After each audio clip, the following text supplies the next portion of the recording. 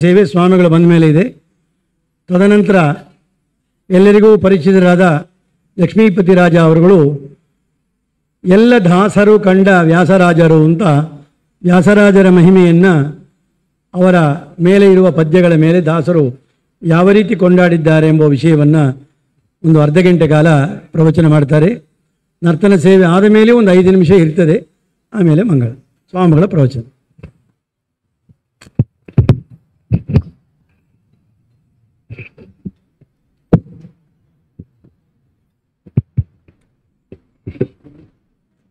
ಸರಿ.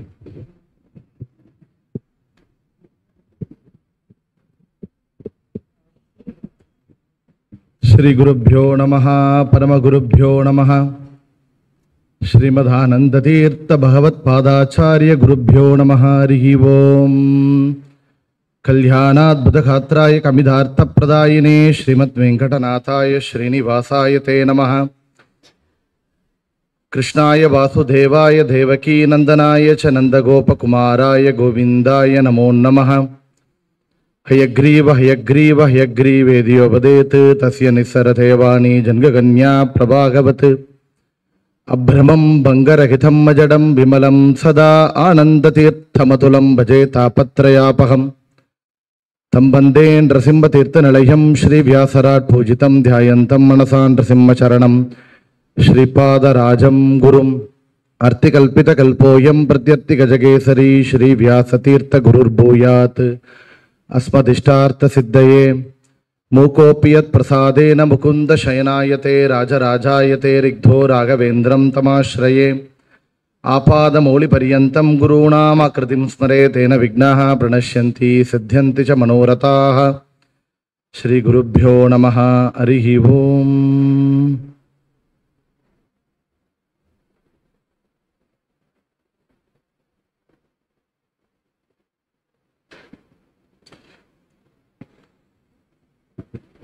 ಬೇಜಾವರ ಮಠ ಶ್ರೀಗಳಾದ ಶ್ರೀ ವಿಶ್ವಪ್ರಸನ್ನ ತೀರ್ಥರ ಚಾತುರ್ಮಾಸ್ಯ ವೈಭವ ಕಾರ್ಯಕ್ರಮ ಇಲ್ಲಿ ವಿಶೇಷವಾಗಿ ನಡೀತಾ ಇದೆ. ಈ ಒಂದು ಪರ್ವಕಾಲದಲ್ಲಿ ನಮ್ಮ ತಿರುವಳಿಕೇಣಿಯ ಶ್ರೀಪಾದರಾಜರ ವ್ಯಾಸರಾಜರ ರಾಯರ ಮೃತ್ತಿಕಾ ಬೃಂದಾವನ ಒಂದು ಸನ್ನಿಧಾನ, ವ್ಯಾಸರಾಜ ಮಠ ಸನ್ನಿಧಾನದಲ್ಲಿ ಈ ಒಂದು ಕಾರ್ಯಕ್ರಮ. ಇವತ್ತು ನಾವು ನೋಡುವಂತಹದ್ದು ಹರಿದಾಸರು ಕಂಡ ವ್ಯಾಸರಾಜರು ಎಂಬುದಾಗಿ. ಅರ್ಥಿಕಲ್ಪಿತ ಕಲ್ಪೋಯಂ ಪ್ರತ್ಯರ್ಥಿ ಗಜಕೇಸರಿ ಶ್ರೀ ವ್ಯಾಸತೀರ್ಥ ಗುರುರ್ಭೂಯ ತಸ್ಮದಿಷ್ಟಾರ್ಥ ಸಿದ್ಧಯೇ ಅಂತ ವ್ಯಾಸರಾಜರನ್ನ ಕೊಂಡಾಡಿದ್ದಾರೆ. ವ್ಯಾಸರಾಜರು ಮಧ್ವಮತ ಸಿದ್ಧಾಂತದಲ್ಲಿ ಮುನಿತ್ರಯರಲ್ಲಿ ವಿಶೇಷವಾಗಿ ಒಂದು ಸ್ಥಾನ.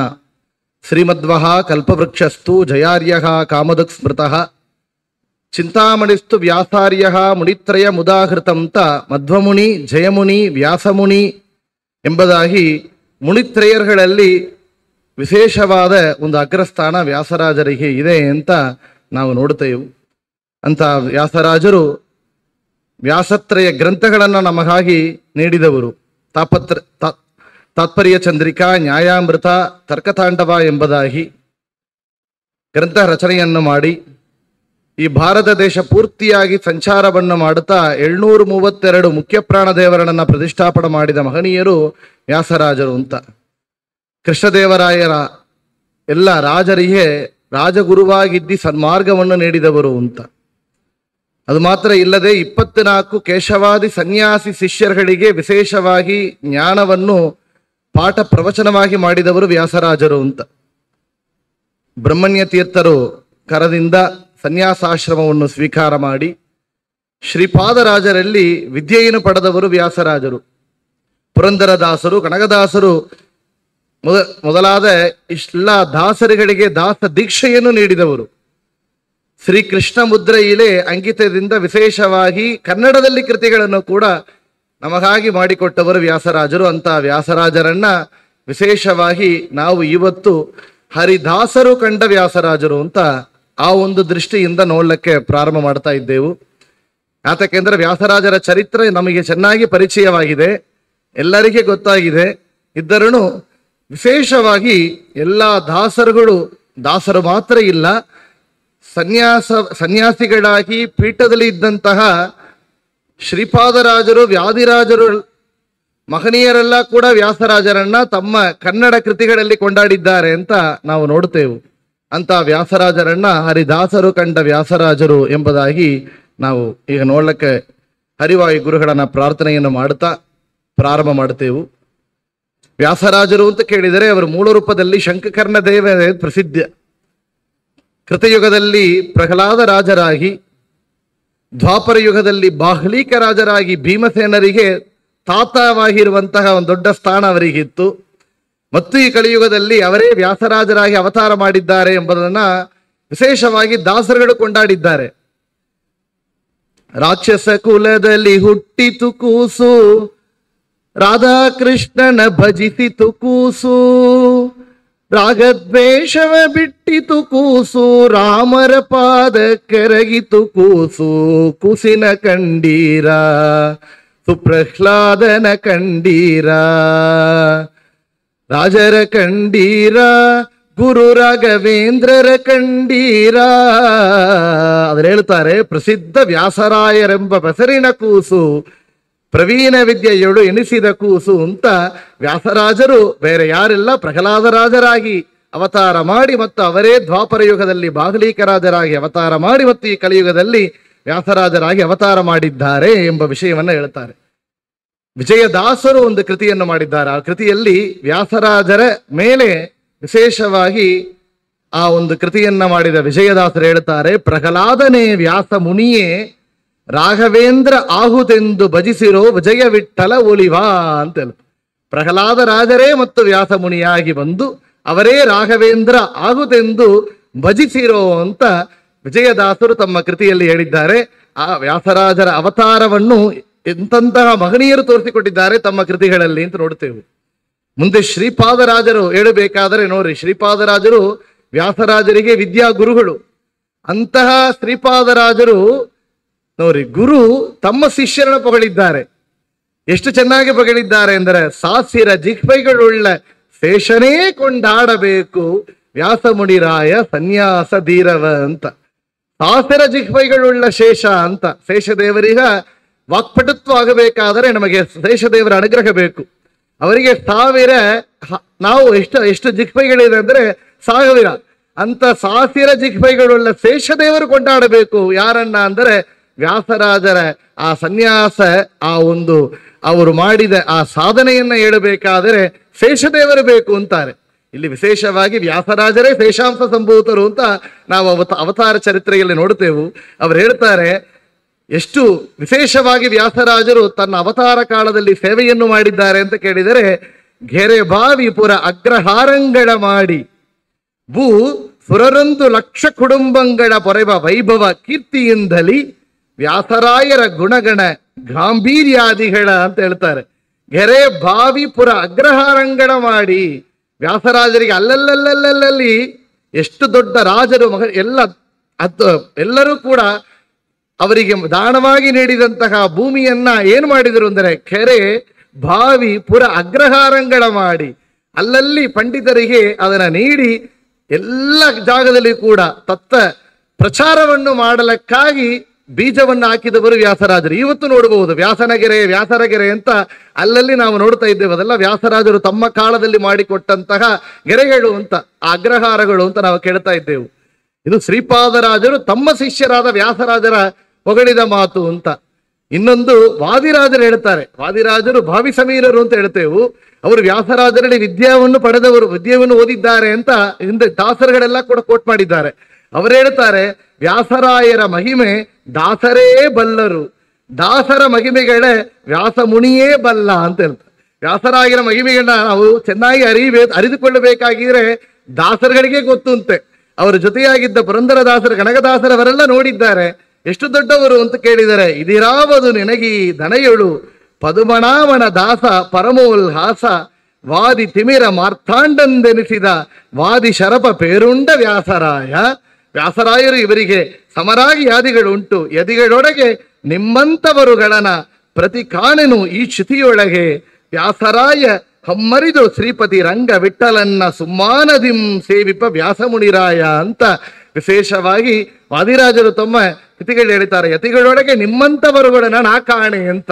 ವ್ಯಾಧಿರಾಜರು ಕೊಂಡಾಡಿದ್ದಾರೆ ಅಂದರೆ ಅಷ್ಟು ದೊಡ್ಡ ಸ್ಥಾನ ವ್ಯಾಸರಾಜರಿಗೆ ಇತ್ತು ಅಂತ. ವ್ಯಾಸರಾಜರ ಚರಿತ್ರೆಯನ್ನು ಕೇಳಬೇಕಾದರೆ ವ್ಯಾಸಯೋಗಿ ಚರಿತ್ರ ಅಂತ ನಮಗೆ ಒಂದು ವಿಶೇಷವಾದಿ ಒಂದು ಮೇನ್ ಸೋರ್ಸ್ ಆಫ್ ಇನ್ಫಾರ್ಮೇಶನ್ ಅಂದರೆ ಅದು ನಮಗೆ ಕರ್ನಾಟಕ ಮಾநிலದಲ್ಲಿ ಸ್ಟೇಟಿನಲ್ಲಿ ಮೈಸೂರು ಪ್ರಾಂತ್ಯದಲ್ಲಿ ನರಸಿಂಹಪುರ ಆ ತಾಲೂಕಿನಲ್ಲಿ ವ್ಯಾಸರಾಜರ ಅವತಾರ ಬನ್ನೂರು ಎಂಬ ಗ್ರಾಮ. ನಾವು ಕೇಳ್ತಾ ಇದ್ದೆವು, ರಾಮಾಚಾರ್ಯರ ದಂಪತಿಗಳಿಗಾಗಿ ಬ್ರಹ್ಮಣ್ಯ ತೀರ್ಥರ ಅನುಗ್ರಹವನ್ನು ಮಾಡಿ ಅವರಿಗೆ ಮಗವಾಗಿ ಹುಟ್ಟಿದವರು ವ್ಯಾಸರಾಜರು ಅಂತ. ಈ ವಿಷಯಗಳನ್ನ ವ್ಯಾಸರಾಜರ ಅವತಾರ ಆ ಜನನವನ್ನ ವಿಶೇಷವಾಗಿ ಪುರಂದರದಾಸರು ತಮ್ಮ ಕೃತಿಯಲ್ಲಿ ಹೇಳ್ತಾರೆ. ಗುರು ವ್ಯಾಸರಾಯರ ಮಹಿಮೆಗಳ ಕೇಳಿ ಹರುಷದಿಂ ಕೊಂಡಾಡಿ ನಲಿದಾಡು ಜನರು ಹಂಗಂತ ಪಲ್ಲವಿಯಲ್ಲಿ ಪ್ರಾರಂಭ ಮಾಡ್ತಾ ಹೇಳ್ತಾರೆ. ಮುನ್ನ ಬ್ರಹ್ಮಣ್ಯ ತೀರ್ಥರು ಸಂಚರಿಸುತ್ತ ಬನ್ನೂರು ಮಾರ್ಗದಲ್ಲಿ ಬರುತ್ತಿರಲು ಕನ್ಯೆಯೊಬ್ಬಳು ತನ್ನ ಪತಿಯ ಭಿಕ್ಷೆಯ ಬೇಡೆ ಚೆನ್ನಾಗಿ ಮಾಂಗಲ್ಯ ಕರುಣಿಸಿದ್ದರು ಅಂದು ಅಂತ. ಆಗ ರಾಮಾಚಾರ್ಯರ ದಂಪತಿಗಳು ರಾಮಾಚಾರ್ಯರ ಕಾಲಾಗಿದ್ದಾರೆ, ಅವರು ಹೆಂಡತಿಯವರು ಬಂದು ಬ್ರಹ್ಮಣ್ಯ ತೀರ್ಥರಲ್ಲಿ ಪ್ರಾರ್ಥನೆ ಮಾಡಿದರಂತೆ. ಸಹಗಮನ ಮಾಡಲಿಕ್ಕೆ ಹೊರಟಿದ ಆ ಸ್ತ್ರೀ ಬ್ರಹ್ಮಣ್ಯ ತೀರ್ಥರಲ್ಲಿ ಬಂದು ನಮಸ್ಕಾರವನ್ನು ಮಾಡಿದಾಗ ದೀರ್ಘ ಸುಮಂಗಲಿ ಭವ ಅಂತ ಹೇಳಿದರು. ಆಗ ಚೆನ್ನಾಗಿ ಮಾಂಗಲ್ಯ ಪಡೆದು ಹೇಳ್ತಾರೆ, ನಿನ್ನಲ್ಲಿ ಮೊದಲು ಜನಿಸಿದ ಪುತ್ರನ್ನ ಸನ್ಮಾನ್ಯದಿಂದ ಮಗೆ ಕೊಡಿ ಎನ್ನಲು ಧನ್ಯನಾದನು ಎಂದು ಪಾದಕ್ಕೆ ಎರಗುತ್ತ ಸುಮ್ಮಾನದಲ್ಲಿ ಮಾಂಗಲ್ಯ ಪಡೆದನೆಂದು ಅಂತ ಪುರಂದರದಾಸರು ಹೇಳ್ತಾರೆ.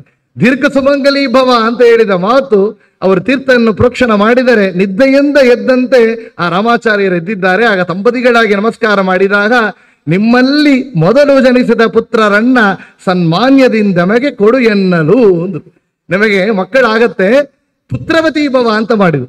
ಇದೇಂಗ ಸಾಧ್ಯ? ಅವರಿಗೆ ಆವಾಗಲೇ ಅವರಿಗೆ 70 ವಯಸ್ಸಿನ ಮೇಲೆ ಆಗಿತ್ತು ಅಂತ ಕೇಳ್ತಾರೆ. ಇಷ್ಟು ವಯಸ್ಸಾದ ಹಣ್ಣು ಮುದುಕರಾದವಳು ನಮಗೆ ಪುತ್ರ ಸಂತಾನ ಭಾಗ್ಯ ಆಗಲಕ್ಕೆ ಹೆಂಗ ಸಾಧ್ಯ ಅಂದರೆ, ಹೆಂಗ ನಿದ್ದೆಯಿಂದ ಎದ್ದಂತೆ ಅವರು ಬದುಕಿದರೋ ಇದೂ ಸಾಧ್ಯವೇ. ಯಾತಕ್ಕೆ ಅಂದರೆ ನಮ್ಮಲ್ಲಿ ಬಂದ ಮಾತು ನಾವು ನೋಡಿದ ಮಾತಲ್ಲ, ಮೂಲ ಗೋಪಾಲಕೃಷ್ಣನ ಮಾತು ಅಂತ ಬ್ರಹ್ಮಣ್ಯ ತೀರ್ಥರ ಅನುಸಂಧಾನ. ಆಗ ಹೇಳಿದ್ರು, ಪುತ್ರವತಿ ಭವ, ನಿಮ್ಮಲ್ಲಿ ಹುಟ್ಟುವ ಮೊದಲು ಶಿಷ್ಯ ಮೊದಲು ಮಗು ಆಹವನ್ನ ನಮಗಾಗಿ ನೀಡಬೇಕು ಅಂತ ಹೇಳಿದಾಗ ನೋಡಿ, ಅವರಿಗೆ ಹುಟ್ಟಿದ ಮಗು ಆಗಬೇಕು ಅಂದರೆ ಭೂಸ್ಪರ್ಶ ಇಲ್ಲದೆ ಚಿನ್ನದ ಹರಿವಾಣದಲ್ಲಿ ಕಂದನ ಮಲಗಿಸಿ ಪಾವನ್ನನ ಮೇಳದಿ ಮಠಕ್ಕೆ ತರಳು ಪುಣ್ಯ ಶಿಶುವಿಗೆ ಜಾತ ಕರ್ಮವಣೆ ಮಾಡಿ ಸಣ್ಣ ವ್ಯಾಸರಾಯ ಎಂಬ ಪಸರಿಟ್ಟರೆಂದು ಅಂತ. ಚಿನ್ನದ ಹರಿವಾಣದಲ್ಲಿ ಅಂತ ಹುಟ್ಟಿದ ಕ್ಷಣ ಅವರು ಭೂಸ್ಪರ್ಶ ಆಗಲಿಲ್ಲ, ಚಿನ್ನದ ಹರಿವಾಣದಲ್ಲಿ ಅಂತ ಅವರಿಗೆ ಸ್ವರ್ಣ ತಾಂಬಾಳದಲ್ಲಿ ಅವರನ್ನ ಹಿಡಿದು ಆ ಮಠಕ್ಕೆ ಮೇಳದಿ ಪಾವನ್ನನ ಮೇಳದಿ ಮಠಕ್ಕೆ ತರಳು ಮೇಳ ತಾಳದಿಂದ ಮಠಕ್ಕೆ ತಂದು ಅವರಿಗೆ ಜಾತಕರ್ಮವನ್ನು ಮಾಡಿ ಅವರಿಗೆ ಯತಿರಾಜ ಎಂಬುದಾಗಿ ನಾಮಕರಣವನ್ನು ಮಾಡಿದ್ದಾರೆ ಅಂತ ವಿಶೇಷವಾಗಿ ಹೇಳ್ತಾರೆ. ಅದೇ ಪುರಂದರದಾಸರು ಹೇಳ್ತಾರೆ, ಅವರಿಗೆ 5 ವಯಸ್ಸಿನಲ್ಲಿ ಉಪನಯನ ಮಾಡಿದರಂತೆ. ಗಿರು ಗೆಜ್ಜೆ ಅಂದುಗೆ ತೋಳತಾಯಿತ ಮನಿ ಮೆರೆವ ಸೊಬಗಿನಿಂದ ಶಶಿಯಂತೆ ಮೆರೆವ ವರುಷ 5ರಲ್ಲಿ ಕೋವಿದರು ನೆನೆದು ಹರುಷದಿಂ ವೇದ ಮಂತ್ರೋಪದೇಶ ಮಾಡಿದರಂದು ಅಂತ. ವರ್ಷ 5ರಲ್ಲಿ 5ನೇ ವಯಸ್ಸರಲ್ಲಿ ಉಪನಯನವನ್ನು ಮಾಡಿ ಅವರಿಗೆ 7ನೇ ವಯಸ್ಸಿನಲ್ಲಿ ಸನ್ಯಾಸ ದೀಕ್ಷೆಯನ್ನು ಕೊಟ್ಟಿದ್ದರಂತೆ. ವರುಷ ಸಪ್ತ ವ್ಯಾಸೇಂದ್ರಗೆ ತುರ್ಯವ ಹರುಷದಿಂ ಬ್ರಹ್ಮಣ್ಯ ತೀರ್ಥರು ಕೊಡಲು ಹೇಳ್ತಾರೆ. ಹೇಗೆ ಕೊಟ್ಟಿದ್ರು ಅಂತ ಹೇಳಿದರೆ, ಕರದಿ ದಂಡ ಕಮಂಡಲ ಧರಿಸಿ ನಿಂದು ಗುರು ಬ್ರಹ್ಮಣ್ಯ ತೀರ್ಥರ ಚರಣಗೆರಗಿರೋದರು ಅಂತ. ಅವರಿಗೆ ಕೈಯಲ್ಲಿ ದಂಡ ಕಮಂಡಲ ಇತ್ಯಾದಿಗಳನ್ನು ಕೊಟ್ಟು ಉಪದೇಶವನ್ನು ಮಾಡಿ ಅವರಿಗೆ ವ್ಯಾಸರಾಯ ತೀರ್ಥರು ಎಂಬ ನಾಮಕರಣವನ್ನು ಮಾಡಿದ್ದಾರೆ ಅಂತ ಈ ವಿಷಯಗಳನ್ನ ಚೆನ್ನಾಗಿ ಪುರಂದರದಾಸರು ಹೇಳ್ತಾರೆ. ಇಂಥ ವ್ಯಾಸರಾಯರೆಂಬ ಕಲ್ಪ ಲತಚರಿತೆ ಲೇಸಾಗಿ ಬನ್ನಿಪುದು ಸಾಧು ಜನರು. ಇದನ್ನ ಕೇಳಿದರೆ ಹೇಳಿದರೆ ಏನು ಪುಣ್ಯ ಅಂತ ಕೇಳಿದರೆ, ವಾಸುದೇವ ನಮ್ಮ ಪುರಂದರ ವಿಠಲನ್ನ ದಾಸನೆಂದನುದಿನದಿ ಕೊಂಡಾಡಿದರಂದು ಅಂತ. ಪುರಂದರ ವಿಠಲನ್ನ ಕೊಂಡಾಡಿದರಂದು ಅಂತ ವಿಷಯ. ವ್ಯಾಸರಾಜರ ಚರಿತ್ರೆಯನ್ನ ಹೇಳಿ ಕೇಳಿದರೆ ಪುರಂದರ ವಿಠಲನ ಪ್ರೀತಿ ಆಗುತ್ತಾನೆ ಅಂತ ಹೇಳಿ ಪುರಂದರ ದಾಸರು ಇಲ್ಲಿ ಹೇಳ್ತಾರೆ. ಅಂತ ವ್ಯಾಸರಾಜರು ಶ್ರೀಪಾದರಾಜರಲ್ಲಿ ಅಧ್ಯಯನ ಮಾಡಿದರು. ಬ್ರಹ್ಮಣ್ಯ ತೀರ್ಥರಿಂದ ಸನ್ಯಾಸಾಶ್ರಮವನ್ನು ಪಡೆದರು ಅಂತ ಕೇಳುತ್ತೇವೆ. ಮುಂದೆ ಅವರು ಶ್ರೀಪಾದರಾಜರಲ್ಲಿ ಕಳಿಸಿಕೊಟ್ಟಿದ್ದಾರೆ. ಶ್ರೀಪಾದರಾಜರು ಬ್ರಹ್ಮಣ್ಯ ತೀರ್ಥರು ಸೂರ್ಯಾಂಶ ಸಂಭೂತರು. ಸೂರ್ಯಮಂಡಲಕ್ಕೆ ಅಧಿಪತಿಯಾದ ಸವಿತ್ರನಾಮಕ ನಾರಾಯಣ ಉಪಾಸನ ಮಾಡುವವರು. ಇವರು ದುರ್ವಾಸ ಸಂಭೂತರು ಶ್ರೀಪಾದರಾಜರು. ಧ್ರುವಮಂಡಲಕ್ಕೆ ಅಧಿಪತಿಯಾದ ಸಿಂಶುಮಾರ ರೂಪಿ ಪರಮಾತ್ಮನನ್ನ ಅನುಸಂಧಾನ ಮಾಡುವ ಧ್ರುವಮಂಡಲ ಅಧಿಪತಿಯಾದ ಧ್ರುವರಾಜರೇ ಇಲ್ಲಿ ಶ್ರೀಪಾದರಾಜರಾಗಿ ಬಂದಿದ್ದಾರೆ ಅಂದ್ರೆ ಇಲ್ಲಿ ಆ ವಿಷಯವನ್ನ ವಿಜಯದಾಸರು ಹೇಳ್ತಾರೆ. ಸ್ಮರಿಸಿ ಬದುಕಿರೋ ದಿವ್ಯ ಚರಣಗಿರಿಗಿರೋ ಅಂತ ವಿಜಯದಾಸರನ್ನ ನಾವು ಅವರು ಕವಚವನ್ನ ಹೇಳಿದರೆ, ಇಲ್ಲಿ ವಿಜಯದಾಸರು ವ್ಯಾಸರಾಜರನ್ನ ಹೇಳ್ತಾರೆ. ವ್ಯಾಸರಾಯರ ಸ್ಮರಿಸಿರೋ ವ್ಯಾಸರಾಯರ ಸ್ಮರಿಸಿ ಏಸು ಜನ್ಮದ ಪಾಪ ನಾಶವಾಗುವುದು ಅಂತ. ವ್ಯಾಸರಾಜರನ್ನ ಸ್ಮರಣ ಮಾಡಿ ಏಸು ಜನ್ಮಗಳ ಪಾಪಗಳೆಲ್ಲ ನ್ಯಾಸವಾಗುತ್ತದೆ. ಆ ವ್ಯಾಸರಾಜರು ಎಂತವರು ಅಂತ ಕೇಳಿದರೆ ಅವರು ಹೇಳ್ತಾರೆ, ಪಾಲಿಸುವ ಪರಮಾನಂದವುಳ್ಳ ಬ್ರಹ್ಮಣ್ಯ ತೀರ್ಥರ ಕರದಿ ಚೆನ್ನಾಗಿ ಪೋಷಿಸಿಕೊಂಡು ಉಪನೀತನಾಗಿ ಸನ್ಯಾಸಿ ಪಟ್ಟವನೆ ಧರಿಸಿ ಧರ್ಮದಲ್ಲಿ ಸತ್ಪುಣ್ಯ ಶ್ರೀಪಾದರಾಯರಲ್ಲಿ ವಿದ್ಯವನೋದಿ ಧನ್ಯ ಕೀರ್ತಿಯಲ್ಲಿ ಮೆರೆದ ಅಂತ. ಶ್ರೀಪಾದರಾಯರಲ್ಲಿ ವಿದ್ಯವನು ಓದಿ ಎಂದ್ರು. ಶ್ರೀಪಾದರಾಜರಲ್ಲಿ ವಿದ್ಯೆಯನ್ನು ಮುಂದೆ ಅಧ್ಯಯನ ಮಾಡಿದ್ದಾರೆ ವ್ಯಾಸರಾಜರು ಅಂತ ವಿಜಯದಾಸರು ಹೇಳ್ತಾರೆ. ಮತ್ತು ತಮ್ಮ ಸುಡಾದಿಯಲ್ಲಿ ಹೇಳ್ತಾರೆ, ಸನ್ಮಣವಾಗಿ ಪಾಲನವಾದರು ಮುಡಿರಣ್ಣ ಶ್ರೀಪಾದರಾಯರನ್ನ ಬಳಿಯಲ್ಲಿ ಚೆನ್ನಾಗಿ ವಿದ್ಯಾ ಸಂಪನ್ನವಾದರು ಅಂತ. ಶ್ರೀಪಾದರಾಜರಲ್ಲಿ ವಿಶೇಷವಾಗಿ ಆಚಾರ್ಯರ ಸರ್ವಮೂಲ ಗ್ರಂಥಗಳ ಟೀಕಾ ಗ್ರಂಥಗಳ ಪಾಠವನ್ನು ಅಧ್ಯಯನ ಮಾಡಿದ್ದಾರೆ ವ್ಯಾಸರಾಜರು ಅಂತ. ಆ ವಿಷಯವನ್ನ ಇಲ್ಲಿ ವಿಜಯದಾಸರು ನಾವು ಕೃತಿಗಳಲ್ಲಿ ನೋಡ್ತೇವೆ. ಮುಂದೆ ಅವರು ಮುಳುಬಾಗಲ್ ಕ್ಷೇತ್ರದಲ್ಲಿ ಶ್ರೀಪಾದರಾಜರಲ್ಲಿ ಪಾಠವನ್ನು ಅಧ್ಯಯನ ಮಾಡುವಂತಹ ಸಮಯದಲ್ಲಿ ನಡೆದ 2-3 ಘಟನೆಗಳನ್ನ ನಾವು ನೋಡ್ತೇವೆ, ಕೇಳಿದ್ದೆವು. ವ್ಯಾಸರಾಜರು ನಿತ್ಯನೂ ಕೂಡ ಧ್ಯಾನದಲ್ಲಿ ಕುಳಿತಾಗ ತನ್ನ ಮೈ ಮರೆತು ಧ್ಯಾನವನ್ನು ಮಾಡ್ತಾ ಇದ್ದರಂತೆ. ಈ ವಿಷಯಗಳನ್ನ ಇಲ್ಲಿ ಹೇಳ್ತಾರೆ. ಗೋಪಾಲದಾಸರು ಒಂದು ದಿವಸ ಏನಾಯಿತು ಅಂತ ಗೋಪಾಲದಾಸರ ಕೃತಿಯಲ್ಲಿ ಕೇಳುತ್ತೇವೆ. ವ್ಯಾಸರಾಯರ ದಿವ್ಯ ಪಾದ ಕಮಲವ ಸೇವಿಸುವ ಭಕ್ತರಿಗೆ ಏಸು ಜನ್ಮದ ಸುಕೃತ ಒದಗಿ ಬಂದಿದ್ದವಗೆ ಅಂತ. ವ್ಯಾಸರಾಜರ ಸ್ಮರಣೆ ಅವರ ದಿವ್ಯ ಪಾದ ಕಮಲ ಸೇವಿಸುವಗೆ ಅಷ್ಟು ಏಸು ಜನ್ಮದ ಸುಕೃತ ಅಂತ ಹೇಳ್ತಾ ಗೋಪಾಲದಾಸರು ಒಂದು ಮಾತು ಹೇಳ್ತಾರೆ. ಶಾಪಾನುಗ್ರಹ ಸಮರ್ಥಿಗೆಯುಳ್ಳ ಚೆಳುವ ನಿಜ ಶ್ರೀಪಾದರಾಯರಲ್ಲಿ ತಾ ಪ್ರೇಮದಿಂದ ವರ ವಿದ್ಯವನು ಓದಿ ಎಲ್ಲಾನು ಶ್ರೀಪತಿಗೆ ಅರ್ಪಿಸು ಎನ್ನಲು ಶ್ರೀಪತಿಗೆ ಎಲ್ಲ ಅರ್ಪಿತ ಮಾಡುತ್ತಾ ಇದ್ದ ವ್ಯಾಸರಾಜರು ಒಂದು ದಿವಸ ಏನಾಯಿತು ಅಂತ ಕೇಳಿದರೆ, ಸ್ನಾನವನ್ನು ಮಾಡಿ ಅಸಪ್ರಜ್ಞಾತ ಸಮಾಧಿಯಲ್ಲಿ ಧ್ಯಾನಕ್ಕೆ ಕುಳಿತಿರಲು ಶ್ರೀನಿವಾಸನ ಪ್ರೇರಣೆಯಿಂದ ಶರ್ಪವು ಬಂದು ನಾ ಅಂಗಕ್ಕೆ ಸುತ್ತಲು ಅಂತ.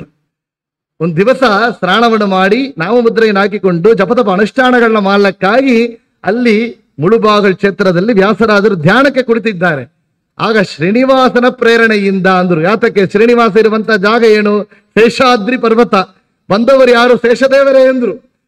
ಶ್ರೀನಿವಾಸನ ಅರ್ಪಣೆಯಿಂದ, ಶ್ರೀನಿವಾಸನ ಪ್ರೇರಣೆಯಿಂದ ಅಲ್ಲಿ ಒಂದು ಸರ್ಪ ಬಂದು ವ್ಯಾಸರಾಜರ ಚೆನ್ನಾಗಿ ಸುತ್ತಿಕೊಂಡಿತ್ತು. ಆಗ ಏನ್ ಮಾಡಿದರು ಅಂತ ಮುಂದೆ ಹೇಳ್ತಾರೆ, ಚೆನ್ನಾಗಿ ಹೇಳ್ತಾರೆ ಗೋಪಾಲದಾಸರು. ಜ್ಞಾನನಿಧಿ ಶ್ರೀಪಾದರಾಯರು ಇದನ್ನ ತಿಳಿದು ತಾನು ಮತ್ತಲ್ಲಿ ಬಂದು ಜ್ಞಾನಪೂರ್ವಕತೆ ಅಹಿಯೊಡನೆ ಮಾತಾಡಿ ದೂರವನ್ನು ಮಾಡಿ ನೋಡಿ ನೀನು ಮನುಜನಲ್ಲವೆಂದು ಅಂದ್ರು. ಮುಂದೆ ಬಂದಿರಂತೆ ಶ್ರೀಪಾದರಾಜರು. ಬಂದು ಯಾರು ಹಾವನ ನೋಡಿ ಅಂಜಿಕೆ ಬೇಡ, ಅವರು ಸದ್ದಾಕಳೆಲ್ಲ ಮಾತಾಡ್ಸಲಿಲ್ಲ, ಹಾವು ಭಾಷೆಯಲ್ಲಿ ಮಾತಾಡಿಸಿದ್ರು. ನಮಗೆ ನೋಡಿ ಕನ್ನಡ ಭಾಷೆ ಬರೋದಿಲ್ಲ, ತಮಿಳ್ ಭಾಷೆ ಚೆನ್ನಾಗಿ ಬರೋದಿಲ್ಲ, ಇಂಗ್ಲಿಷ್ ಮಾತಾಡೋದು ತಮಿಳ್ ಆಗುತ್ತೆ, ತಮಿಳ್ ಮಾತಾಡೋದು ಕನ್ನಡ ಬರ್ತಾ ಇದೆ, ಕನ್ನಡದಲ್ಲಿ ತಮಿಳ್ ಬರ್ತಾ ಇದೆ. ಹಾವು ಭಾಷೆಯಲ್ಲಿ ಮಾತಾಡಿ ಶ್ರೀಪಾದರಾಜರು ಹೇಳಿದ್ರಂತೆ, ನೀನು ಮನುಜನಲ್ಲವೆಂದು, ನೀವು ಶೇಷಾಂಶ ಸಂಭೂತರು ಅಂತ ಅವರು ಸೂಚನೆಯನ್ನು ಮಾಡುತ್ತಾ, ಬಂದ ಹಾವು ರೂಪದಲ್ಲಿ ಬಂದವರು ಯಾರು?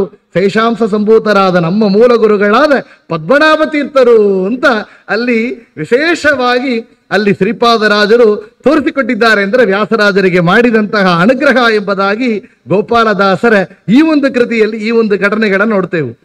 ಇನ್ನೊಂದು ಘಟನೆಯನ್ನು ಹೇಳ್ತಾ ಇದ್ದಾರೆ. ಯಾರು? ಗುರು ಗೋವಿಂದ ದಾಸರು ಎಂಬ ದಾಸರು ಶ್ರೀಪಾದರಾಜರು ವಿದ್ಯಾ ಅಭ್ಯಾಸವನ್ನು ಮಾಡಿದಾಗ ನಡೆದ ಇನ್ನೊಂದು ಘಟನೆ ಏನು? ಪ್ರತಿ ದಿವಸ ಶ್ರೀಪಾದರಾಜರು ಪೂಜೆಯನ್ನು ಮಾಡ್ತಾ ಇದ್ದರು. ಒಂದು ದಿವಸ ತಾವು ಪೂಜೆ ಮಾಡುವಂತ ಆ ಒಂದು ಮಾಡುವ ದಿವಸದಲ್ಲಿ ಈ ಭಾಗ್ಯವನ್ನ ವ್ಯಾಸರಾಜರಾಗಿ ಕೊಟ್ಟಿದ್ದಾಗ ವ್ಯಾಸರಾಜರು ಏನು ಮಾಡಿದ್ರು? ನಿತ್ಯನು ಶ್ರೀಪಾದರಾಜರು ಮುಚ್ಚಿಟ್ಟು ಒಂದು ಸಂಪುಟವನ್ನ ಪೂಜೆಗೆ ಅಪೂಜೆಯನ್ನ ಹಾಗೆ ಸಂಪುಟಕ್ಕಾಗಿ ಮಾಡ್ತಾ ಇದ್ದರು ಅಂತ ಕೇಳ್ತೇವೆ. ಆ ಸಮಯದಲ್ಲಿ ಏನಾಗಿತ್ತು ಎಂಬ ವಿಷಯವನ್ನ ಹೇಳ್ತಾರೆ. ಶ್ರೀಪಾದ ಮುನಿಪ ತಾ ಮುಚ್ಚಲವ ತರೆಯದಿಗ ಸಂಪುಟವ ತರೆಯುತ್ತ ಶ್ರೀಪತಿಯನೇ ನೋಡುತ್ತ ಶ್ರೀ ವೇಣುಗೋಪಾಲ ಕೃಷ್ಣನ್ನ ಕಾಣುತ್ತ ಕುಣಿದಾಡಿದ ಶಾಲಿಗ್ರಾಮವ ಪಿಡಿದು ತಾಳವಣೆ ಹಾಕುತ್ತ ಬಲು ಭಕ್ತಿ ಬರದಿಂದ ಗಲ್ಲು ಗಲ್ಲಣೆ ಕುಣಿಯೇ ಗುಳ್ಳ ಜನರಿದರವಳ ಮರ್ಮವಣೆ ತಿಳಿಯದಲೆ ಗುಳ್ಳೆಂದು ನಗಲು ಅಂತ ಆ ವಿಷಯವನ್ನ ಗುರು ಗೋಪಾಲದಾಸರು ಗುರು ಗೋವಿಂದ ದಾಸರು ಹೇಳ್ತಾರೆ. ಶ್ರೀಪಾದರಾಜರು ತಾನು ಮುಚ್ಚಲವ ತೆರೆಯದಿಗ ಸಂಪುಟವ ಅಂದ್ರು. ಅವರು ಮುಚ್ಚಲವ ತೆರೆಯದೆ ಆ ಸಂಪುಟವನ್ನು ಇಟ್ಟು ಪೂಜೆಯನ್ನು ಮಾಡ್ತಾ ಇದ್ರು. ಆ ಒಂದು ದಿವಸ ವ್ಯಾಸರಾಜರು ಪೂಜೆ ಮಾಡಿದಾಗ ಶ್ರೀಪತಿಯನ್ನೇ ನೋಡುತ್ತಾ ಅಂದ್ರು. ಸಂಪುಟ ತಾನಾಗಿ ತೆರೆದುಕೊಂಡಿತ್ತು. ಅದು ಭಗವಂತನ ಸಂಕಲ್ಪ ಮತ್ತು ಶ್ರೀಪಾದರಾಜರಿಗೆ ಗೊತ್ತಾಗಿತ್ತು ಅದು ವ್ಯಾಸರಾಜರಿಗೆ ಅನುಗ್ರಹ ಆಗಬೇಕಾಗಿದೆ ಅಂತ. ಆಗ ಸಂಪುಟ ತಾನಾಗಿ ತೆರೆದಿದ್ದಾಗ ಒಳಗಿದ್ದ ಕೃಷ್ಣನ ಶ್ರೀಪತಿಯನ್ನ ನೋಡುತ್ತಾ ಶ್ರೀ ಗೋಪಾಲಕೃಷ್ಣನ್ನ ಕಾಣುತ್ತಾ ಅಂದ್ರು. ಶ್ರೀ ಗೋಪಾಲಕೃಷ್ಣ ಪ್ರತ್ಯಕ್ಷವಾಗಿ ದರ್ಶನವನ್ನು ಮಾಡಿದ. ಆಗ ಏನ್ ಮಾಡಿದರು? ತಾಳಾಗಬೇಕು ಅಂದರೆ ಸಾಲಗ್ರಾಮವ ಬಿಡಿದು ತಾಳವಣೆ ಹಾಕುತ್ತಾ ಅಂದ್ರು. ಸಾಲಗ್ರಾಮವನ್ನು ಹಿಡಿದು ತಾಳವನ್ನು ಹಾಕಿದರೆ ಕೃಷ್ಣ ಗೋಪಾಲಕೃಷ್ಣ ಕುಣಿದ. ಅದನ್ನ ಬಲ್ಲಿದ ಶ್ರೀಪಾದರಾಯ ಇದ ಕೇಳಿ ಕಂಗಳಲಿ ಕಂಬನಿ ಕರೆಯೇ ಗಲ್ಲದಲ್ಲಿ ಕೈಯಿಡುತ್ತಾ ಸೊಲ್ಲ ಕೇಳರಿ ಸುಜನರೆಲ್ಲರೂ ಶ್ರೀಕೃಷ್ಣ ನಮ್ಮ ವ್ಯಾಸರಾಶರಾದನು, ವ್ಯಾಸರಾಶರ ವಶನಾದನು ಅಂತ. ಅಲ್ಲಿ ಆ ಕೃಷ್ಣ ನರ್ದನವನ್ನ ಆಡಿದಂತೆ ಕೃಷ್ಣನ ಆ ವ್ಯಾಸರಾಜರ ಆ ಗಾನವನ್ನು ಕೇಳುತ್ತಾ ಭಕ್ತಿಯನ್ನು ನೋಡಿ ಕೃಷ್ಣ ನರ್ದನವನ್ನು ಮಾಡಿದ್ದಾನೆ. ಇದನ್ನ ಶ್ರೀಪಾದರಾಜರು ಆ ಗಾನ ಶಬ್ದವನ್ನು ಕೇಳುತ್ತಾ ಬಂದು ನೋಡಿದ್ದಾಗ ಅಲ್ಲಿ ಕೃಷ್ಣ ನಾಟ್ಯಶಾಸ್ತ್ರಕ್ಕೆ ವಿರೋಧವಾಗಿ ಪಾದವನ್ನು ಇಟ್ಟು ಹಾಗೆ ನಿಂತು ಬಿಟ್ಟ. ಆ ಗೋಪಾಲ ಕೃಷ್ಣ ವ್ಯಾಸರಾಜರ ವಶನಾದ ಅಂತ ಶ್ರೀಪಾದರಾಜರು ಅದನ್ನು ಅವರಿಗೆ ಕೊಟ್ಟು ಅನುಗ್ರಹವನ್ನು ಮಾಡಿದರು ಎಂಬ ವಿಷಯವನ್ನ ಗುರು ಗೋವಿಂದದಾಸರು ಈ ಘಟನೆಯನ್ನ ಹೇಳಿದ್ದಾರೆ. ಮುಂದೆ ನೋಡಿ, ಶ್ರೀಪಾದರಾಜರ ಅಧ್ಯಯನ ಮಾಡ್ತಾ ಇದ್ದ ಸಮಯದಲ್ಲಿ ವ್ಯಾಸರಾಜರ ಆಗಿದ್ದ ಇನ್ನೊಂದು ದೊಡ್ಡ ಅನುಗ್ರಹ ಅಂದರೆ 12 ವರ್ಷ ತಿರುಪತಿಯಲ್ಲಿ ಅವರು ಮಾಡಿದಂತಹ ಪೂಜೆ. ನಮಗೆ ಶ್ರೀನಿವಾಸನ ದರ್ಶನ ಒಂದು ಕ್ಷಣ ಇಲ್ಲ, ಒಂದು ನಿಮಿಷ 2 ನಿಮಿಷ ಹೆಚ್ಚಾದರೆ ನಮ್ಮ ಹೆಮ್ಮೆಯಿಂದ ನಮಗೆ ಯಾರು ಜರಗಂಟೆ ದೊಬ್ಬಲಿಲ್ಲ ಅಂತ ಹೇಳ್ತೇವೆ. ಆದರೆ ಇಲ್ಲಿ ವ್ಯಾಸರಾಜರು ಒಂದು ದಿವಸ ಇಲ್ಲ, 2 ದಿವಸ ಇಲ್ಲ, 1 ತಿಂಗಳಲ್ಲ, 1 ವರ್ಷ ಇಲ್ಲ, 12 ವರ್ಷ ಕಾಲ ಪ್ರತಿ ದಿವಸ ಕ್ಷಣ ಬಿಡದೆ ಶ್ರೀನಿವಾಸನ ಪೂಜೆಯನ್ನು ಮಾಡಿದ್ದಾರೆ. ಅಂದರೆ ಎಷ್ಟು ದೊಡ್ಡ ಮಹನೀಯರು, ಭಗವಂತ ಎಷ್ಟು ದೊಡ್ಡ ಕಾರುಣ್ಯದಿಂದ ಅವರಿಗೆ ಅನುಗ್ರಹವನ್ನು ಮಾಡಿದ್ದಾನೆ ಅಂತ ನೋಡಬೇಕು. ಗೋವಿಂದ ವಿಠಲದಾಸರು ತಮ್ಮ ಕೃತಿಯಲ್ಲಿ ಈ ವಿಷಯವನ್ನು ಹೇಳ್ತಾರೆ. ಎಷ್ಟು ಚೆನ್ನಾಗಿ ಹೇಳ್ತಾರೆ ನೋಡ್ರಿ. ಶೇಷನ ಆವೇಶ ಶ್ರೀ ವ್ಯಾಸರಾಜರು ತಾವು ಶೇಷ ಪರ್ವತವಾಸ ವೆಂಕಟೇಶನ ದ್ವಾದಶಾಬ್ದಿಯೊಳು ಬಲು ನೇಮದಿಂ ಪರಿಪರಿಯ ಪೂಜೆಯನ ಕೈಯುತ್ತಲಿ ಎಂದ್ರು. ಶೇಷ ಆವೇಶನಾದ ವ್ಯಾಸರಾಜರು ಶೇಷ ಪರ್ವತವಾಸ ವೆಂಕಟೇಶನ ಅಂದ್ರು. ಎಷ್ಟು ಚೆನ್ನಾಗಿ ಆ ಶಬ್ದಗಳನ್ನು ಪ್ರಯೋಗ ಮಾಡಿದ್ದಾರೆ ನೋಡಿ. ಶೇಷ ಆವೇಶ ಉಳ್ಳವರು ವ್ಯಾಸರಾಜರು. ಎಲ್ಲಿ ಬಂದಿದ್ದರು? ಶೇಷಾದ್ರಿ ಪರ್ವತ, ಶೇಷ ಪರ್ವತ. ಆ ಶೇಷ ಪರ್ವತ ವಾಸ ಯಾರು? ವೆಂಕಟೇಶ.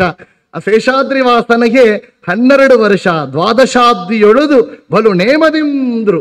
ನೇಮದಿಂದ ಪೂಜೆ ಮಾಡಿದ್ದಾರಂತೆ. ಆ ಶಬ್ದವನ್ನು ನೋಡಬೇಕು.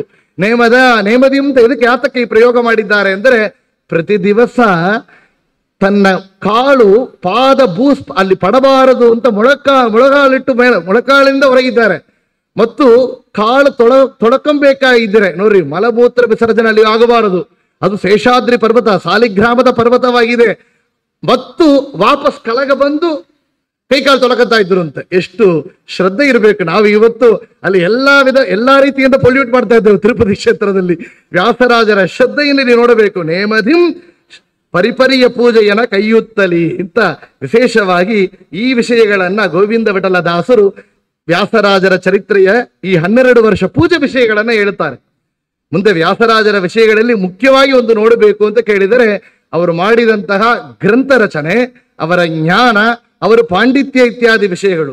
ಈ ವಿಷಯಗಳು ಹೇಳಬೇಕಾದರೆ ವ್ಯಾಸರಾಜರ ಪರಂಪರೆಯಲ್ಲಿ ಬಂದಂತಹ ವಿದ್ಯಾ ಪ್ರಸನ್ನ ತೀರ್ಥರ ಒಂದು ಕೃತಿ ನಮಗೆ ಇತ್ತು. ಚೆನ್ನಾಗಿ ಎಲ್ಲರೂ ಕೊಂಡಾಡಿ ಹಾಡುತ್ತಾ ನಾಟ್ಯವನ್ನು ಹಾಡುತ್ತಾ ಕೇಳ್ತಾ ಇದ್ದೇವೆ. ಏನು ಹಾಡು ಅಂದರೆ, ಜಯ ಜಯ ವೈಷ್ಣವ ಪಯೋನಿಧಿ ಚಂದ್ರಗೆ, ಜಯ ಜಯ ವ್ಯಾಸ ಯತೀಂದ್ರರಿಗೆ, ಜಯ ಜಯ ವರ ಕರ್ನಾಟಕ ಪತಿಗೆ, ಜಯ ಸಿಂಹಾಸನ ವೇರಿದಗೆ. ಇಲ್ಲಿ ವ್ಯಾಸರಾಜರ ಪಾಂಡಿತ್ಯ ಎಷ್ಟು ಇತ್ತು ಈ ವಿಷಯನ ಒಂದು ಪದ್ಯದಲ್ಲಿ ಹೇಳ್ತಾರೆ. ನಾವು ರಾಯರ ಚರಿತ್ರೆ ಕೇಳ್ತೇವೆ. ಸಾಲಂಕಾರಕ ಕಾವ್ಯ ನಾಟಕ ಕಲಾ ಕಾನಾತ ಪಾತಂಜಲ ತ್ರಯರ್ಥ ಸ್ಮೃತಿ ಜೈಮಿನೀಯ ಕವಿತಾ ಸಂಗೀತ ಪಾರಂಗತಃ ಅಂತ ರಾಯರು ಎಷ್ಟು ಓದಿದ್ದಾರೆ ಎಂಬುದನ್ನು ಅಪ್ಪನಾಚಾರ್ಯರು ತಮ್ಮ ಮಂಗಳಾಷ್ಟದಲ್ಲಿ ಹೇಳ್ತಾರೆ. ಇಲ್ಲಿ ಎಷ್ಟು ದೊಡ್ಡ ಪಾರಂಗತರು ನಮ್ಮ ವ್ಯಾಸರಾಜರು ಪೂರ್ವ ಅವತಾರದಲ್ಲಿ ಅಂತ ವಿದ್ಯಾ ಪ್ರಸನ್ನ ತೀರ್ಥರು ಹೇಳ್ತಾರೆ. 4 ಶಾಸ್ತ್ರಗಳ ಪಾರಂಗತರಿಗೆ ಕಾಕುಮತಗಳನ್ನು ತುಳಿದವಗೆ ಆ ಕಮಲಾಪತಿ ಬಗುತವರೇಣ್ಯಗೆ ಶ್ರೀಕರ ಚಂದ್ರಿಕಾಚಾರ್ಯರಿಗೆ. ತಾತ್ಪರ್ಯ ಚಂದ್ರಿಕಾ, ನ್ಯಾಯಾಮೃತ, ತರ್ಕತಾಂಡವ 3 ಗ್ರಂಥಗಳನ್ನ 3 ಪದ್ಯದಲ್ಲಿ ತೋರಿಸಿಕೊಟ್ಟಿದ್ದಾರೆ ವಿದ್ಯಾಪ್ರಸನ್ನ ತೀರ್ಥರು. ಇಲ್ಲಿ ಹೇಳ್ತಾರೆ ಶ್ರೀಕರ ಚಂದ್ರಿಕಾಚಾರ್ಯರಿಗೆ ಅಂತ ಆ ಶಬ್ದವನ್ನು ಪ್ರಯೋಗ ಮಾಡಿ ಚಂದ್ರಿಕಾಚಾರ್ಯರು ಅಂತ ವ್ಯಾಸರಾಜರನ್ನ ಹೊಗಳುತ್ತಾ ಇವರು ತಾತ್ಪರ್ಯ ಚಂದ್ರಿಕಾ ಗ್ರಂಥವನ್ನು ರಚನೆ ಮಾಡಿದ್ದಾರೆ ಅಂತ ಆ ವಿಷಯವನ್ನೇ ಹೇಳಿದ್ದಾರೆ. ಅಲ್ಲಿ ಎಷ್ಟು ವ್ಯಾಸರಾಜರ ವಿಷಯ ಜ್ಞಾನ ಎಷ್ಟಿತ್ತು. 4 ಶಾಸ್ತ್ರಗಳ ಪಾರಂಗತರಿಗೆ ಕಾಕುಮತಗಳನ್ನ ತುಳಿದವಗೆ ಆ ಕಮಲಾಪತಿ ಬಗುತವರೇಣ್ಯಗೆ ಅಂತ 4 ಶಾಸ್ತ್ರಗಳಲ್ಲಿ ಏನೋ ಬೇಸಿಕ್ ಓದಿದವರಲ್ಲ, ಪಾರಂಗತರಿಗೆ ಎಂದ್ರು. ಪಾರಂಗತಗ ಅಂತ ರಾಯರ ಮಂಗಲಾಷ್ಟಗಳಲ್ಲಿ ನೋಡಿದೆವು. ಇಲ್ಲಿ ವಿದ್ಯಾಪ್ರಸನ್ನ ತೀರ್ಥರು 4 ಶಾಸ್ತ್ರಗಳಲ್ಲಿ ಪಾರಂಗತರಿಗೆ ಅಂತ. ಮುಂದೆ ಪದ್ಯರು ಹೇಳ್ತಾರೆ ಅವರು ಎಷ್ಟು ದೊಡ್ಡ ಕೆಲಸವನ್ನು ಮಾಡಿದ್ದಾರೆ ಅಂದ್ರೆ, ಪಾಂಡಿತ್ಯ ಇತ್ತು, ಭಕ್ತಿ ಇತ್ತು, ಆದರೆ ತತ್ವ ಪ್ರಚಾರ ಒಂದು ಸೇವೆ ಅಂತ ಹೇಳಿದ್ರೆ ದುರ್ಮತನ ಖಂಡನ ಅದು ಮತ್ತೊಂದು ಸೇವೆ. ಮಾಯಾವಾದಗಳನ್ನು ಗೆದ್ದವಹೇ, ಸ್ವೀಯ ಮತವ ಸ್ಥಾಪಿಸಿದವಹೇ, ನ್ಯಾಯಾಮೃತ ಧಾರೆಯ ಅಭಿಷೇಕದಿ ಆಯತು ಪತಿಯನು ಕುಣಿಸಿದಗೆ. ಈ ವಿಷಯ ಮಾಯಾವಾದಗಳನ್ನು ಗೆದ್ದವಹೇ ಅಂತ. ಮಾಯಾವಾದ ಆ ಒಂದು ಮತವನ್ನ ತನ್ನ ವಾದದಲ್ಲಿ ಗೆದ್ದು ಅಲ್ಲಲ್ಲಿ ತತ್ವ ಪ್ರಚಾರವನ್ನು ಮಾಡುತ್ತಾ ಮಧ್ವ ಸಿದ್ಧಾಂತವನ್ನು ಅಲ್ಲಿ ನಿರ್ಮಾಣ ಮಾಡಿದವರು ವ್ಯಾಸರಾಜರು. ಆ ಜಯವನ್ನು ಮಾಡಿದವರು ವ್ಯಾಸರಾಜರು. ಹೇಳ್ತಾರೆ ನ್ಯಾಯಾಮೃತ ಧಾರೆಯ ಅಭಿಷೇಕದಿ ಅಂತ ಹೇಳ್ತಾ ನ್ಯಾಯಾಮೃತ ಎಂಬ ಗ್ರಂಥವನ್ನ ಭಗವಂತನಿಗೆ ಅಭಿಷೇಕ ಮಾಡಿಕೊಟ್ಟಿದ್ದಾರೆ ಅಂತ 2ನೇ ಗ್ರಂಥವನ್ನು ಸೂಚನೆ ಮಾಡಿದರು. 3ನೇ ಗ್ರಂಥ ವ್ಯಾಸತ್ರಯ ಗ್ರಂಥ ಅಂದ್ರೆ ತರ್ಕತಾಂಡವ. ಆ ವಿಷಯವನ್ನು ಹೇಳ್ತಾರೆ. ಚಕ್ರಧರನ ಸೂಳಗಳ ತಿಳಿದವಗೆ, ಮಿಕ್ಕ ಮತಗಳನ್ನು ಅಳಿದವಹೇ, ವಕ್ರಯುಗುತಿಗಳ ದುಕ್ಕಟಗೈಯುವ ತರ್ಕತಾಂಡವದಿ ನಲಿದವಗೆ. ತರ್ಕತಾಂಡವದಿ ನಲಿದವಗೆ ಅಂತ ಹೇಳ್ತಾ ತಾತ್ಪರ್ಯ ಚಂದ್ರಿಕಾ, ನ್ಯಾಯಾಮೃತ, ತರ್ಕತಾಂಡವ ಅಂತ. ಈ ನಾವು ವಿಶೇಷವಾಗಿ ಕೇಳ್ತೇವು ಅಪ್ಪಯ್ಯ ದೀಕ್ಷಿತರ್ಥ ಕುಂಭಕೋಣದಲ್ಲಿ ವಿಜಯೇಂದ್ರ ತೀರ್ಥರ ಸಮಕಾಲದವರು ದೊಡ್ಡ ಅದ್ವೈತ ಪಂಡಿತರು. ಅವರು ಹೇಳಿದರಂತೆ ವ್ಯಾಸರಾಜರು ಮುದಿರ್ந்த வெள்ளரிப்படத்திற்கு 3 ಕಟ್ಟು ಪೋಟ ಅಂತ. ಮುದಿರ್ந்த வெள்ளரிப்படம் ಅಂದ್ರೆ ನಮ್ಮ ಮಧ್ವ ಸಿದ್ಧಾಂತ ಅದು ಹಣ್ಣಾಗಿದ್ದರೆ ಕೆಳಗೆ ಉದುರಿಸಿ ಬೀಳ್ತಾ ಇದೆ, ಅದು ಬಿಡಬಾರದು, ಅದು ಚೆನ್ನಾಗಿ ಗಟ್ಟಿಯಾಗಿರಬೇಕು ಅಂದ್ರೆ ಅದಕ್ಕೆ ದಾರದಿಂದ ಕಟ್ಟುತ್ತಾ ಇದ್ದಾರೆ. ಆ ಮಧ್ವ ಸಿದ್ಧಾಂತ ಎಂಬ வெள்ளரி ಹಣ್ಣಿಗೆ வெள்ளரி ಪಡத்திற்கு 3 ಕಟ್ಟು ಪೋಟಾರ್. ಏನು ಕಟ್ಟು? ತಾತ್ಪರ್ಯ ಚಂದ್ರಿಕಾ, ನ್ಯಾಯಾಮೃತ, ತರ್ಕತಾಂಡವ ಅಂತ. ವಿದ್ಯಾಪ್ರಸನ್ನ ತೀರ್ಥರು ಇನ್ನೊಂದು ಮಾತ್ರ ಹೇಳ್ತಾರೆ ಇದೇ ಒಂದು ಕೃತಿಯಲ್ಲಿ, ಸ್ಮರಿಸೈ ಸತತವು ಸಂಸ್ಮರಿಸೈ ಸತತವು ತಮ್ಮ ಗುರುಗಳನ್ನ ಕೊಂಡಾಡುತ್ತಾರೆ.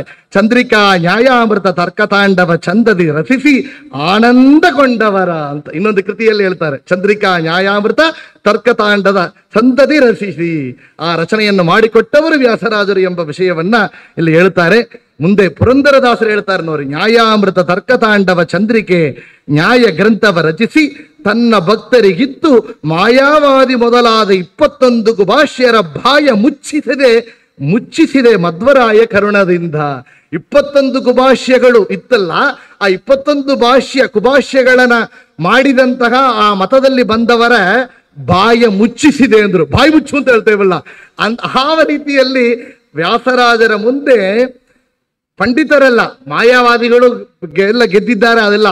ಆದರೆ ನಮ್ಮ ಸಿದ್ಧಾಂತದಲ್ಲಿ ಇದ್ದ ದೊಡ್ಡ ಪಂಡಿತರಲ್ಲ, ಬೇರೆ ಬೇರೆ ಸಿದ್ಧಾಂತದ ಪಂಡಿತರೆಲ್ಲ ಕೂಡ ವ್ಯಾಸರಾಜರ ಮುಂದೆ ಈ ಅರಂಗೇಟ್ರ ಅಂತ ಹೇಳ್ತೇವಲ್ಲ ಆ ರೀತಿಯಲ್ಲಿ ಏದೋ ಒಂದು ಗ್ರಂಥ ರಚನೆ ಮಾಡಿ ಮುಂದೆ ಹೇಳಬೇಕಾದ್ರೆ ಅವ್ರು ಹೇಳಿದರೆ ಬೇಷ್ ಚೆನ್ನಾಗಿದೆ ಅಂತ ಹೇಳಬೇಕಿಲ್ಲ, ವ್ಯಾಸರಾಜರು ಹೇಳಬೇಕಿಲ್ಲಂತೆ. ನೋಡಿ ತಲೆನ ಚೆನ್ನ ಆಡಿಸಿ ನೆಗೆದರೆ ಅದು ಕೂಡ ಬೇಕುಂಬೋದಿಲ್ಲಂತೆ. ವ್ಯಾಸರಾಜರು ಚುಂಬ ಕುಳಿತು ನೆಗುಮುಖ ಮಾಡಿದೆ ಅದು ಕೂಡ ಬೇಕುಂಬೋದಿಲ್ಲಂತೆ. ಏನು ಸಾಕು ಅಂದ್ರೆ ವ್ಯಾಸರಾಜರು ಸುಮ್ಮನೆ ಇದ್ದರು, ಅದುವೇ ಸಾಕು. ಎಷ್ಟು ಸಾಕು ಅಂದರೆ ಸ್ವರ್ಣದ ಮೇರು ಪರ್ಣವನ್ನ ಕೊಟ್ಟಿದರೆ ಎಷ್ಟು ಸಂತೋಷವೋ ಅಷ್ಟು ಸಂತೋಷ ಆಗಿತ್ತು ಅಂದರೆ ಅಷ್ಟು ದೊಡ್ಡ ಪಾಂಡಿತ್ಯ ವ್ಯಾಸರಾಜರಿಗೆ ಇತ್ತು. ಅದನ್ನ ಹೇಳ್ತಾರೆ, ಮಾಯಾವಾದಿ ಮೊದಲಾದ 21 ಗುಭಾಷ್ಯರ ಬಾಯ ಮುಚ್ಚಿಸಿದೆ. ಹೆಂಗ ಮುಚ್ಚಿಸಿದ್ರು? ತಮ್ಮ ಗರ್ಭದಿಂದ ಇಲ್ಲ, ಮಧ್ವರಾಯರ ಕರುಣದಿಂದ ಅಂದ್ರು ಪುರಂದರದಾಸರು. ಮಧ್ವರಾಯರ ವಿಶೇಷವಾದ ಕರುಣೆಗೆ ಪಾತ್ರವಾದವರು ವ್ಯಾಸರಾಜರು. ಅಷ್ಟು ದೊಡ್ಡ ಕಾರ್ಯಗಳನ್ನ ಮಾಡಿದರು. ಮುಂದೆ ಅವರು ಚರಿತ್ರೆಯಲ್ಲಿ ಕೇಳಬೇಕಾದರೆ ಮುಖ್ಯವಾದ ವಿಷಯಗಳು ಅಂದರೆ ಅವರು ಶಿಷ್ಯರ ಪರಂಪರೆ. ಪುರಂದರದಾಸರು, ಕನಕದಾಸರು ಇವರೆಲ್ಲ ದಾಸ ದೀಕ್ಷೆಯನ್ನು ಕೊಟ್ಟವರು. ವಿಜಯೇಂದ್ರರು ವಾದಿರಾಜರಿಗೆ ಗುರುವಾಗಿದ್ದು ಪಾಠವನ್ನು ಮಾಡಿದವರು. ಈ ವಿಷಯಗಳನ್ನ ಪುರಂದರದಾಸರು, ಗೋಪಾಲದಾಸರು, ವಿಜಯದಾಸರು ಎಲ್ಲ ಹೇಳಿದ್ದಾರೆ. ನಾವು ಅಲ್ಲಲ್ಲಿ ಒಂದೆರಡು ಪದಗಳನ್ನು ನೋಡೋಣ. ಹೇಳ್ತಾರೆ ವಿಜಯದಾಸರು, ಪುರಂದರದಾಸರು ಹೇಳ್ತಾರೆ, ಎಷ್ಟು ಚೆನ್ನಾಗಿ ಹೇಳಿದ್ದಾರೆ ನೋಡಿ. ಶ್ರೀ ನಾರಾಯಣ ಯೋಗಿ ಶ್ರೀಪಾದರಾಯರಲ್ಲಿ ವರ ವಿದ್ಯಾಭ್ಯಾಸವನ್ನ ಮಾಡಿದೇ ನೀನು. ನೋಡಿ, ಶ್ರೀ ನಾರಾಯಣ ಯೋಗಿ ಶ್ರೀಪಾದರಾಯರಲ್ಲಿ ನೀವು ವಿದ್ಯಾಭ್ಯಾಸವನ್ನು ಮಾಡಿದಿರಿ. ಮುಂದೆ ಏನು ಮಾಡಿದಿರಿ? ಧರೆಯೊಳು ವಿಜಯೀಂದ್ರ ವಾದಿರಾಜರೆಂಬ ಪರಮ ಶಿಷ್ಯರ ಪಡೆದು ಮೆರೆದು ಕೀರುತಿಯ ಅಂದ್ರು. ಮುಂದೆ ಧರೆಯೊಳು ನೀವೇನು ಮಾಡಿದ್ದೀರಿ? ವಿಜಯೀಂದ್ರ ತೀರ್ಥರು ವಾದಿರಾಜರೆಂಬ ಪರಮ ಶಿಷ್ಯರ ಪಡೆದು ಅಂತ ಹೇಳಿದ್ದಾರೆ. ಮುಂದೆ ಒಂದು ದೊಡ್ಡ ಮಾತನ್ನು ಹೇಳ್ತಾರೆ. ವ್ಯಾಸರಾಜರು ಮಾಡಿದ ದೊಡ್ಡ ಸ್ಯಾಕ್ರಿಫೈಸ್ ಹೇಳಬೇಕು, ತ್ಯಾಗರಾಜ ಅಂದ್ರೆ ರಾಮದೇವರು. ಆ ರಾಮದೇವರು ಪಟ್ಟಾಭಿರಾಮಣ್ಣ ಪೂಜೆ ಮಾಡುವಂತಹ ವ್ಯಾಸರಾಜರು ಎಷ್ಟು ದೊಡ್ಡ ತ್ಯಾಗವನ್ನು ಮಾಡಿದ್ದಾರೆ ಅಂದರೆ, ಈ ಬ್ರಾಡ್ ಮೈಂಡ್ ಅಂತ ಹೇಳ್ತೇವಲ್ಲ, ಅದನ್ನ ವ್ಯಾಸರಾಜರು ನೋಡಬೇಕು. ಪುರಂದರದಾಸರು ಹೇಳ್ತಾರೆ, ಸುರೇಂದ್ರರು ಪುತ್ರ ಭಿಕ್ಷ ಬೇಡಿ ವಿಜಯೀಂದ್ರರನ್ನ ಕರುಣಿಸಿ ಮಠವನು ಉದ್ಧರಿಸಿದ ಕಾರಣ ಗುರು ವ್ಯಾಸರಾಯರೇ ಪರಮ ಗುರುಗಳು ಪುರಂದರ ವಿಠಲನೆ ಪರದೈವ ಜಗಕ್ಕೆ ಕಾಣಿರೋ.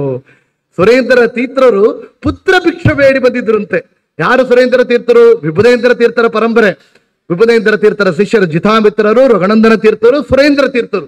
ಆ ಸುರೇಂದ್ರ ತೀರ್ಥರು ಇಲ್ಲಿ ಹಂಪೆ ಆಣೆಗುಂದಿ ಪ್ರಾಂತ್ಯಕ್ಕೆ ಬಂದಾಗ ತುಳಸಿಯನ್ನ ಅನುಸಂಧಾನ ಪೂರ್ವಕದಿಂದ ಭಗವಂತನಿಗೆ ಆ ಒಂದು ವಿಶೇಷವಾಗಿ ಸಮರ್ಪಣೆ ಮಾಡಿದಾಗ ಇಡೀ ಪುಷ್ಪದ ವನವನ್ನೇ ಇವರು ಧ್ಯಾನದಿಂದ, ಅಪರೋಕ್ಷ ಜ್ಞಾನದಿಂದ ನೋಡಿ ನಿರ್ಮಾಲ್ಯವಾಗಿದೆ ಅಂತ ತಿಳಿದು ಅವರನ್ನ ಕರೆಸಿ ಅವರಿಗೆ ಭಿಕ್ಷೆಯನ್ನು ನೀಡಿದಾಗ ಇವರು ಕೇಳಿದ್ರು ಅಂತ, ನಿಮಗೆ ಏನು ಬೇಕು? ನನಗೆ ಒಂದು ದಾನ ಬೇಕು ಅಂದ್ರು. ಏನು ದಾನ? ಭೂಮಿ ದಾನ, ಆ ದಾನ ಈ ದಾನ ಇಲ್ಲ, ಪುತ್ರ ಭಿಕ್ಷ ಬೇಡ ಅಂದ್ರು. ಏನು ಪುತ್ರ ಭಿಕ್ಷ? ನೀವು ಸಣ್ಣ ಮಗುವಾಗಿ ಕರಕೊಂಡು ಬಂದು ಅವರಿಗೆ 6 ಬಾರಿ ಸರ್ವಮೂಲ ಗ್ರಂಥಗಳ, 9 ಬಾರಿ ನ್ಯಾಯಸುಧಾ ಗ್ರಂಥಗಳ ಪಾಠವನ್ನು ಹೇಳಿ 64 ಕಲೆಗಳಲ್ಲಿ ಅವರಿಗೆ ವಿಶೇಷವಾಗಿ ಪಾಂಡಿತ್ಯವನ್ನು ಗಳಿಸಿ ಅನುಗ್ರಹ ಮಾಡಿದಿರಲ್ಲ, ಆ ವಿಷ್ಣು ತೀರ್ಥರನ್ನ ನಮಗೆ ಪುತ್ರ ಭಿಕ್ಷ ಬೇಡಿ ಎಂದ್ರು. ಬೇಡಿದರೆ ಕರುಣಿಸಿ ಮಠವನ್ನು ಉದ್ಧರಿಸಿದ ಕಾರಣ. ಇಲ್ಲಿದ್ದರೆ ವ್ಯಾಸರಾಜ ಮಠ, ಅಲ್ಲಿದ್ದರೆ ರಾಯರ ಮಠ, ಆಗ ವಿಭುಧೇಂದ್ರ ತೀರ್ಥರ ಮಠ. ಹೋಗಬೇಕು, ಕೊಡಬಾರದು ಅಂತಿಲ್ಲ. ಇಲ್ಲಿದ್ದರನು ಮಧ್ವ ಸಿದ್ಧಾಂತ ಉದ್ಧಾರ ಆಗತ್ತೆ, ಪ್ರಚಾರ ಆಗತ್ತೆ. ಅಲ್ಲಿದ್ದರನು ಮಧ್ವ ಸಿದ್ಧಾಂತ ಪ್ರಚಾರವಾಗತ್ತೆ. ಆಗ ವಿಷ್ಣು ತೀರ್ಥರನ್ನು ಕಾರಣವಾಗಿ ಕೊಟ್ಟದ ಆ ಕ್ಷಣ ಅವರು ವಿಜಯೀಂದ್ರ ತೀರ್ಥರು ಎಂಬುದಾಗಿ ನಾಮಕರಣ ಮಾಡಿ ಸ್ವೀಕಾರವನ್ನು ಮಾಡಿದ್ದಾರೆ ಅಂತ ಕೇಳ್ತೇವೆ. ಆಗ ವ್ಯಾಸರಾಜರ ಆ ಲಾಂಗ್ ಟರ್ಮ್ ವಿಷನ್ ನೋಡಿ. ಯಾತಕ್ಕೆ? ಮುಂದೆ ಆ ವ್ಯಾಸರಾಜರ ವಿಜಯೀಂದ್ರ ತೀರ್ಥರ ಶಿಷ್ಯರೇ ಸುಧೀಂದ್ರ ತೀರ್ಥರು. ಆ ಸುಧೀಂದ್ರ ತೀರ್ಥರಲ್ಲಿ ಮತ್ತು ನಾವು ರಾಘವೇಂದ್ರರಾಗಿ ಅವತಾರ ಮಾಡ್ತೇವು. ಇಲ್ಲಿ ಕೃಷ್ಣನ ಪೂಜೆ ಮಾಡಿದ ನಾವು ಮತ್ತು ರಾಮರ ಪೂಜೆ ಮಾಡಲಿಕ್ಕಾಗಿ ಆ ಮಠಕ್ಕೆ ಬರ್ತೇವು. ನಮ್ಮ ಪರಮಗುರುಗಳಾಗಿ ನೀವು ಬರ್ತೀರಿ ಅಂತ ಹೇಳಿದಾಗಿ ಅನುಗ್ರಹವನ್ನು ಮಾಡಿದ್ದಾರೆ ಅಂದ್ರೆ ಇಲ್ಲಿ ಹೇಳ್ತಾರೆ. ಮತ್ತು ಹೇಳ್ತಾರೆ ಇಲ್ಲಿ ಗೋಪಾಲದಾಸರು ವ್ಯಾಸರಾಜರ ಶಿಷ್ಯ ಪರಂಪರೆ ಎಂತಹದ್ದು ಅಂತ ಕೇಳಿದ್ದಾರೆ. 2-4 ಮಂದಿ ಪರ ಶಿಷ್ಯರಾದ ಅಂದ್ರು. 2-4 24 24 ಶಿಷ್ಯರಿದ್ರಂತೆ. ಏನು ಶಿಷ್ಯರು? ಸಾಮಾನ್ಯ ಶಿಷ್ಯರಲ್ಲ, 24 ಜನನೂ ಕೂಡ ಸನ್ಯಾಸ ಶಿಷ್ಯರುಗಳು. ಕೇಶವ ತೀರ್ಥರು, ನಾರಾಯಣ ತೀರ್ಥರು, ಮಾಧವ ತೀರ್ಥರು, ಗೋವಿಂದ ತೀರ್ಥರು, ಅದರಲ್ಲಿ ಗೋವಿಂದ ಒಡೆಯರು ಇವತ್ತು ನವಬೃಂದಾವನದಲ್ಲಿ ಪಕ್ಕದಲ್ಲಿ ಬೃಂದಾವನಸ್ಥರಾಗಿದ್ದಾರೆ. ಪುರುಷೋತ್ತಮ ಒಡೆಯರು ಕುಂಜುಮೇಡಿಯಲ್ಲಿ ಮೂಲ ಬೃಂದಾವನ, ಅವರು ಪಕ್ಕದಲ್ಲಿ ಆಗಿದ್ದಾರೆ. ವಿಷ್ಣು ತೀರ್ಥರು ಅವರೇ ವಿಜಯೇಂದ್ರ ತೀರ್ಥರಾದರು ಅಂತ ಕೇಳುತ್ತೇವೆ. ಆಗ 24 ಶಿಷ್ಯರನ್ನ, ಸನ್ಯಾಸ ಶಿಷ್ಯರನ್ನ ಪಡೆದು ಅವರಿಗೆ ಜ್ಞಾನವನ್ನು ಕೊಟ್ಟವರು. 2-4 ಮಂದಿ ಪರ ಶಿಷ್ಯರಾದ ವರ ದಿಗ್ಗಜಗಳ ಪಡೆದು ಶ್ರೀ ವಾದಿರಾಜ ವಿಜಯೇಂದ್ರ ಗೋವಿಂದ ಒಡೆಯರು ಪುರಂದರ ದಾಸರು, ಗುರು ಪುರಂದರ ದಾಸರು ಮುಂದಾದಂತ ಪರಿಪರಿಯ ಶಿಷ್ಯರುಗಳ ಬೆರೆದು ಸಕಲ ಶಾಸ್ತ್ರ ಒರೆದು ಅವರುಗಳನ್ನ ಪರಮ ಶುದ್ಧರ ಮಾಡಿ ಪರಲೋಕ ತೋರಿಸಿದೆ. ಅವರುಗಳಿಗೆಲ್ಲ ಏನ್ ಮಾಡಿದ್ದೀರಿ ಅಂದ್ರೆ ಅಷ್ಟು ಚೆನ್ನಾಗಿ ವಿದ್ಯೆಯನ್ನ ಕರುಣಿಸಿ ಪರಲೋಕವನ್ನ ತೋರಿಸಿದಿರಲ್ಲ. ಯಾರಿಗೆ? ವಿಜಯೇಂದ್ರ ತೀರ್ಥರು, ವಾದಿರಾಜ ತೀರ್ಥರು, ಗೋವಿಂದ ಒಡೆಯರು ಅಂತ ಕೋಟ್ ಮಾಡ್ತಾರೆ ಪುರಂದರದಾಸರು. ಅಂತ 24 ಶಿಷ್ಯರಿಗೆ ವಿಶೇಷವಾಗಿ ಪಾಠವನ್ನು ಹೇಳಿದವರು ವ್ಯಾಸರಾಜರು ಅಂತ. ಇದರಲ್ಲಿ ಪುರಂದರದಾಸರು ಒಂದು ಮಾತು ಹೇಳ್ತಾರೆ. ತಮಗೆ ದಾಸ ದೀಕ್ಷೆಯನ್ನು ನೀಡಿದ ವ್ಯಾಸರಾಜರನ್ನು ಎಷ್ಟು ಚೆನ್ನಾಗಿ ಕೊಂಡಾಡಿದ್ದಾರೆ ನೋಡಿ. ವ್ಯಾಸರಾಯರ ಚರಣ ಕಮಲ ದರ್ಶನವೆನಗೆ ಏಸು ಜನ್ಮದ ಸುಕೃತ ಫಲವಿದೊರಗಿತು ಎನ್ನ ಸಾವಿರ ಕೊಲಕೋಟಿ ಪಾವನವಾಯಿತು. ಪುರಂದರದಾಸರು ಹೇಳ್ತಾರೆ, ಇದು ನನಗೆ ಅಧಿಕಾರ ಇಲ್ಲ ಈ ಒಂದು ದಾಸ ದೀಕ್ಷೆಯನ್ನು ಪಡಿಲಿಕ್ಕೆ. ಹೇಳ್ತಾರೆ, ಶ್ರೀಶನ ಭಜಿಸುವುದಗೆ ಅಧಿಕಾರಿ ನಾನಾದೆ. ಯಾವ ರೀತಿಯಲ್ಲಿ ಅಧಿಕಾರಿ ನಾನಾದೆ? ದೋಷರಹಿತನಾದ ಪುರಂದರ ವಿಠಲನೇ ದಾಸರ ಕರುಣವು ಎನ್ನ ಮೇಲೆ ಎರಳಾಗಿ. ಪುರಂದರ ವಿಠಲನ ಅನುಗ್ರಹ ನಮಗಾಗಬೇಕಾದರೆ ವ್ಯಾಸರಾಜರ ಅನುಗ್ರಹ ಆಗಿತ್ತು. ಯಾತಕ್ಕೆ? ಗುರು ಉಪದೇಶ ಇಲ್ಲದ ಜ್ಞಾನವು, ಗುರು ಉಪದೇಶ ಇಲ್ಲದ ಸ್ನಾನವು, ಗುರು ಉಪದೇಶ ಇಲ್ಲದ ಧ್ಯಾನವು, ಗುರು ಉಪದೇಶ ಇಲ್ಲದ ಜಪವು, ಗುರು ಉಪದೇಶ ಇಲ್ಲದ ತಪವು, ಗುರು ಉಪದೇಶ ಇಲ್ಲದ ಮಂತ್ರ, ಗುರು ಉಪದೇಶ ಇಲ್ಲದ ತಂತ್ರ, ಉರಗಣ ಉಪವಾಸವಂತೆ ಕಾಣಿರೋ. ಗುರುಗಳ ಉಪದೇಶ ಇಲ್ಲದ ನಾವು ಮಾಡುವಂತಹ ಜ್ಞಾನ, ಸ್ನಾನ, ಮಂತ್ರ, ತಂತ್ರ, ಜಪ, ತಪ ಎಲ್ಲ ವ್ಯರ್ಥ ಅಂದ್ರು. ಮುಂದೆ ಹೇಳ್ತಾರೆ, ಗುರು ವ್ಯಾಸರಾಯರೇ ಕರುಣದಿಂದಲೇ ಎನಗೆ ಪುರಂದರ ವಿಠಲನೇ ಪರನೆಂದರಿಗಿ ನನಗೆ ಅನುಗ್ರಹವನ್ನು ಮಾಡಿದ್ದಾನೆ. ಇನ್ನು ಎಷ್ಟು ಹೇಳ್ತಾರೆ ನೋಡ್ರಿ, ವರ ಮಹಾಮಂತ್ರ ಉಪದೇಶಿ ನನಗೆ ಉಪದೇಶಿಸಿ, ನನಗೆ ಉಪದೇಶ ಮಾಡಿ. ಮುಂದೆ ಹೇಳ್ತಾರೆ, ಅನುಗ್ರಹ ಆಗಬೇಕಾದರೆ ಏನೋ ಒಂದು ಭಗವಂತನೇ ಆರಾಧನೆ ಮಾಡಿದೆ, 2 ಹಾಡು ಹೇಳಿದೆ ಅಂದರೆ ಅದು ಪ್ರಯೋಜನ ಇಲ್ಲ. ಯಾತಕ್ಕೆ? ಅಂಕಿತ ಬೇಕು ಅಂದ್ರು. ಅಂಕಿತ ಬೇಕು. ಅಂಕಿತವಿಲ್ಲದೆ ದೇಹ ನಿಷೇಧ, ಅಂಕಿತವಿಲ್ಲದ ಕಾವ್ಯ ಶೋಭಿಸದು, ಅಂಕಿತವಿಲ್ಲದೆ ಇರಬಾರದೆಂದು. ನೋಡ್ರಿ, ಅಂಕಿತ ಇಲ್ಲದೆ ನಾವು ಏನು ಕಾವ್ಯ ಮಾಡಿದರೆ ಅದು ಶೋಭಿಸೋದಲ್ಲ. ಅಂಕಿತ ಇಲ್ಲದೆ ಮಾಡುವಂತಹ ಸಾಧನೆ ಇದು ದೇಹ, ಅದು ನಿಷೇಧ. ಅಂಕಿತವಿಲ್ಲದೆ ಇರಬಾರದು ಎಂದು ನಮ್ಮ ವ್ಯಾಸರಾಜರು ಏನು ಮಾಡಿದ್ದಾರೆ ಅಂದರೆ ಚಕ್ರಾಂಕಿತವನ್ನು ಮಾಡಿ ಎಂದರು. ತಪ್ತಮುದ್ರಾಧಾರವನ್ನು ನನಗೆ ಮಾಡಿಸಿ ಎನ್ನ ಅಂಗಕ್ಕೆ, ನನ್ನ ಅಂಗಕ್ಕೆ ಅಂದ್ರೆ ನನ್ನ ದೇಹದಲ್ಲಿ ಚಕ್ರಾಂಕಿತವನ್ನು ಮಾಡಿ ಪಂಕಜನಾಭ ಶ್ರೀ ಪುರಂದರ ವಿಠಲನ ಅಂಕಿತವೆನಗೆ ಇತ್ತ ಗುರು ವ್ಯಾಸ ಮುನಿರಾಯ ಅಂತ ಚೆನ್ನಾಗಿ ಸ್ಪಷ್ಟವಾಗಿ ಪುರಂದರದಾಸರು ನಮ್ಮ ಕಣ್ಣು ಮುಂದೆ ಅವರಿಗೆ ಅಂಕಿತವನ್ನು ವ್ಯಾಸರಾಜರು ನೀಡಿದ ಆ ಘಟನೆಯನ್ನ ನಿಲ್ಲಿಸಿದ್ದಾರೆ ಈ ಒಂದು ವಿಷಯದಲ್ಲಿ. ಆಗ ಹೇಳ್ತಾರೆ ಪುರಂದರದಾಸರು, ಎಂಥವರು ನಮ್ಮ ವ್ಯಾಸರಾಜರು ಗೊತ್ತೋ, ಅವರು ಯಾರ್ಯಾರನ್ನ ಗೆದ್ದಿದ್ದಾರೆ ಗೊತ್ತೋ, ಅವರ ಹೆಸರನ್ನ ಹೇಳ್ತಾನೆ ಕೇಳಿ. ಒಬ್ಬೊಬ್ಬರು ಸಾಮಾನ್ಯರಲ್ಲ, ಒಬ್ಬೊಬ್ಬರು ಅವರ ಮತದಲ್ಲಿ ದೊಡ್ಡ ದೊಡ್ಡ ಪಂಡಿತರು. ಎಷ್ಟು ದೊಡ್ಡವರು? ಈಸು ಮುನಿಗಳಿದ್ದರೇನು ಮಾಡಿದರಯ್ಯ ವ್ಯಾಸರಾಯ ಮಧ್ವ ಮತನು ಉದ್ಧರಿಸಿದ. ಹೇಗೆ ಉದ್ಧಾರ ಮಾಡಿದ್ದಾರೆ ಅಂತ ಕೇಳಿದರೆ, ಕಾಶಿ ಗದಾಧರ ಮಿಶ್ರಣ ಸೋಲಿಸಿ ದಾಸನ್ನ ಮಾಡಿಕೊಂಡೆ ದಾರುಣಿಯೊಳಗೆ ಎಂದ್ರು. ಕಾಶಿಯಲ್ಲಿ ಗದಾಧರ ಮಿಶ್ರ ದೊಡ್ಡ ಪಂಡಿತರವರು, ಅವರನ್ನ ಕಾಶಿಯಲ್ಲಿ ಹೋಗಿ ಗೆದ್ದು ಬಂದಿದ್ದಾರೆ. ಮುಂದೆ ಹೇಳ್ತಾರೆ, ಕಾಶಿ ಮಿಶ್ರ ಪಕ್ಷದರ ವಾಜವೇಯ ನಾರಸಿಂಹ ಲಿಂಗನ್ನ ಮಿಶ್ರ ಮೊದಲಾದ ವಿದ್ವಾಂಸರು 108 ಮಂದಿ ಬರಲು. ನೋಡ್ರಿ, ಪಕ್ಷದ ಮಿಶ್ರ, ಪಕ್ಷದರ ಅಂತ ಒಬ್ರು ದೊಡ್ಡ ಪಂಡಿತರು ನಾವು ಕೇಳ್ತೇವೆ. ಪಕ್ಷದ ಮಿಶ್ರ ಅವರನ್ನ ಕಾಶಿಯಲ್ಲಿ ಗೆದ್ದು ಬಂದಾಗ ಅವರು ತೀರ್ಥಯಾತ್ರಾ ಮಾರ್ಗದಲ್ಲಿ ಬಂದಿದ್ದರಂತೆ. ಮುಳುಬಾಗಿಲು ಕ್ಷೇತ್ರಕ್ಕೆ ಬಂದಾಗ ಶ್ರೀಪಾದರಾಜರಲ್ಲಿ ನೋಡಿ ನಮ್ಮನ್ನು ಗೆದ್ದ ವ್ಯಾಸರಾಜರ ಗುರುಗಳು ಇಲ್ಲಿದ್ದಾರೆ ಅಂತ ಬಂದಿದ್ದರಂತೆ.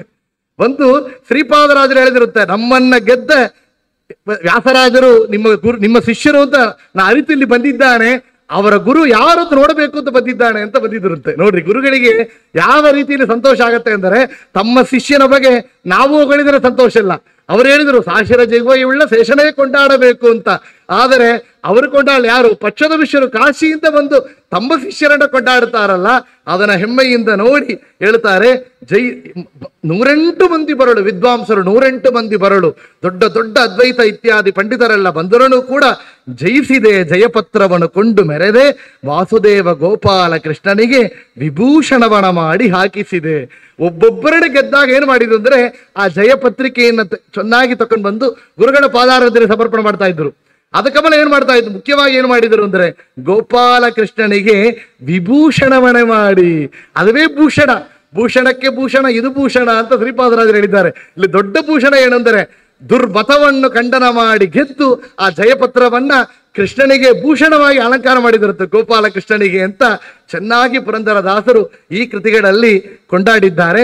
ಮುಂದೆ ನಾವು ನೋಡಬೇಕಾದರೆ ಅವರು ಮಾಡಿದ ಕೃತಿಗಳು, ಅವರು ಮಾಡಿದ ಗ್ರಂಥಗಳ ಬಗ್ಗೆ ನೋಡಿದೆವು, ಅವ್ರ ಜ್ಞಾನವನ್ನು ನೋಡಿದ್ದೆವು, ಅವ್ರ ಪಾಂಡಿತ್ಯವನ್ನು ನೋಡಿದ್ದೆವು.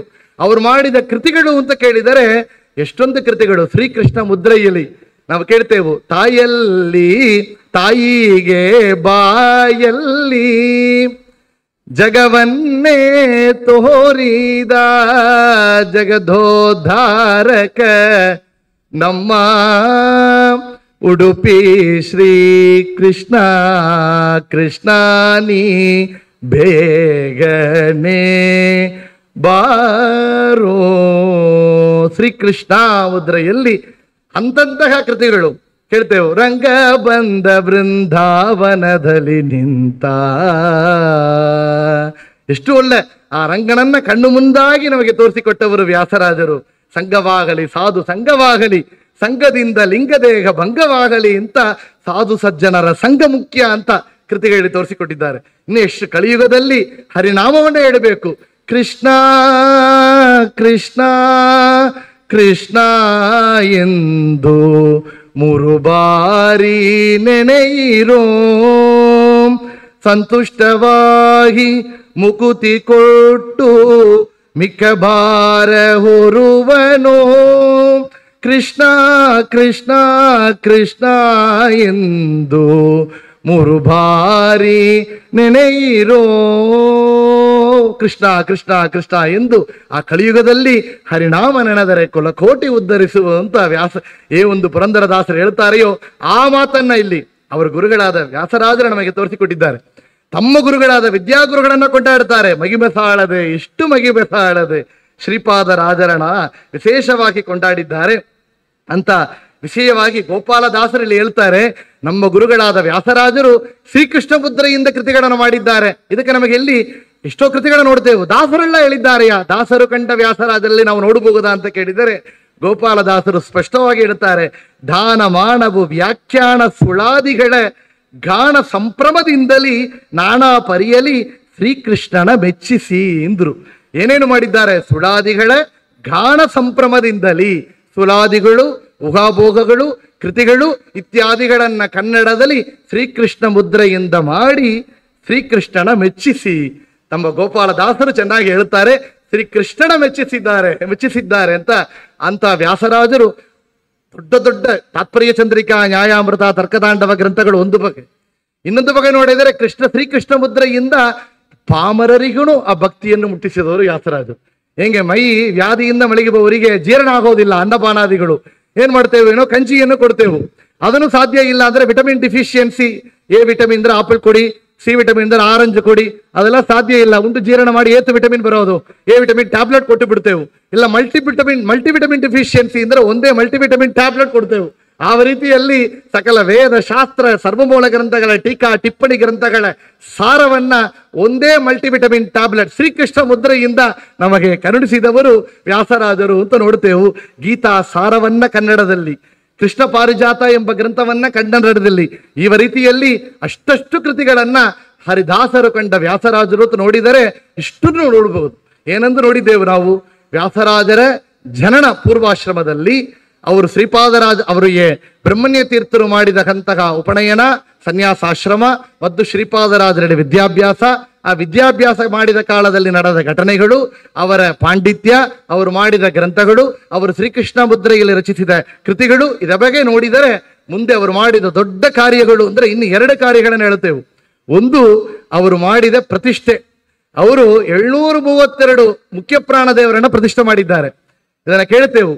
ಅದನ್ನ ನಮ್ಮ ಗುರು ಜಗನ್ನಾಥದಾಸರು ಹೇಳ್ತಾರೆ, ವ್ಯಾಸರಾಯ ಆಸ್ಮದ್ಗುರು ವ್ಯಾಸರಾಯೋ ತಪೋಪಾಸನ ಮಾಳ್ಪ ವಿಶೇಷ ಜ್ಞಾನ ಭಕ್ತಿ ಲೇಸಾಗಿ ಸಲಿಸಯ್ಯ, ನಿಮಗೆ ಲೇಸಾಗಿ ಸಲಿಸಯ್ಯ. ಏನು ಮಾಡಿದ್ರಿ?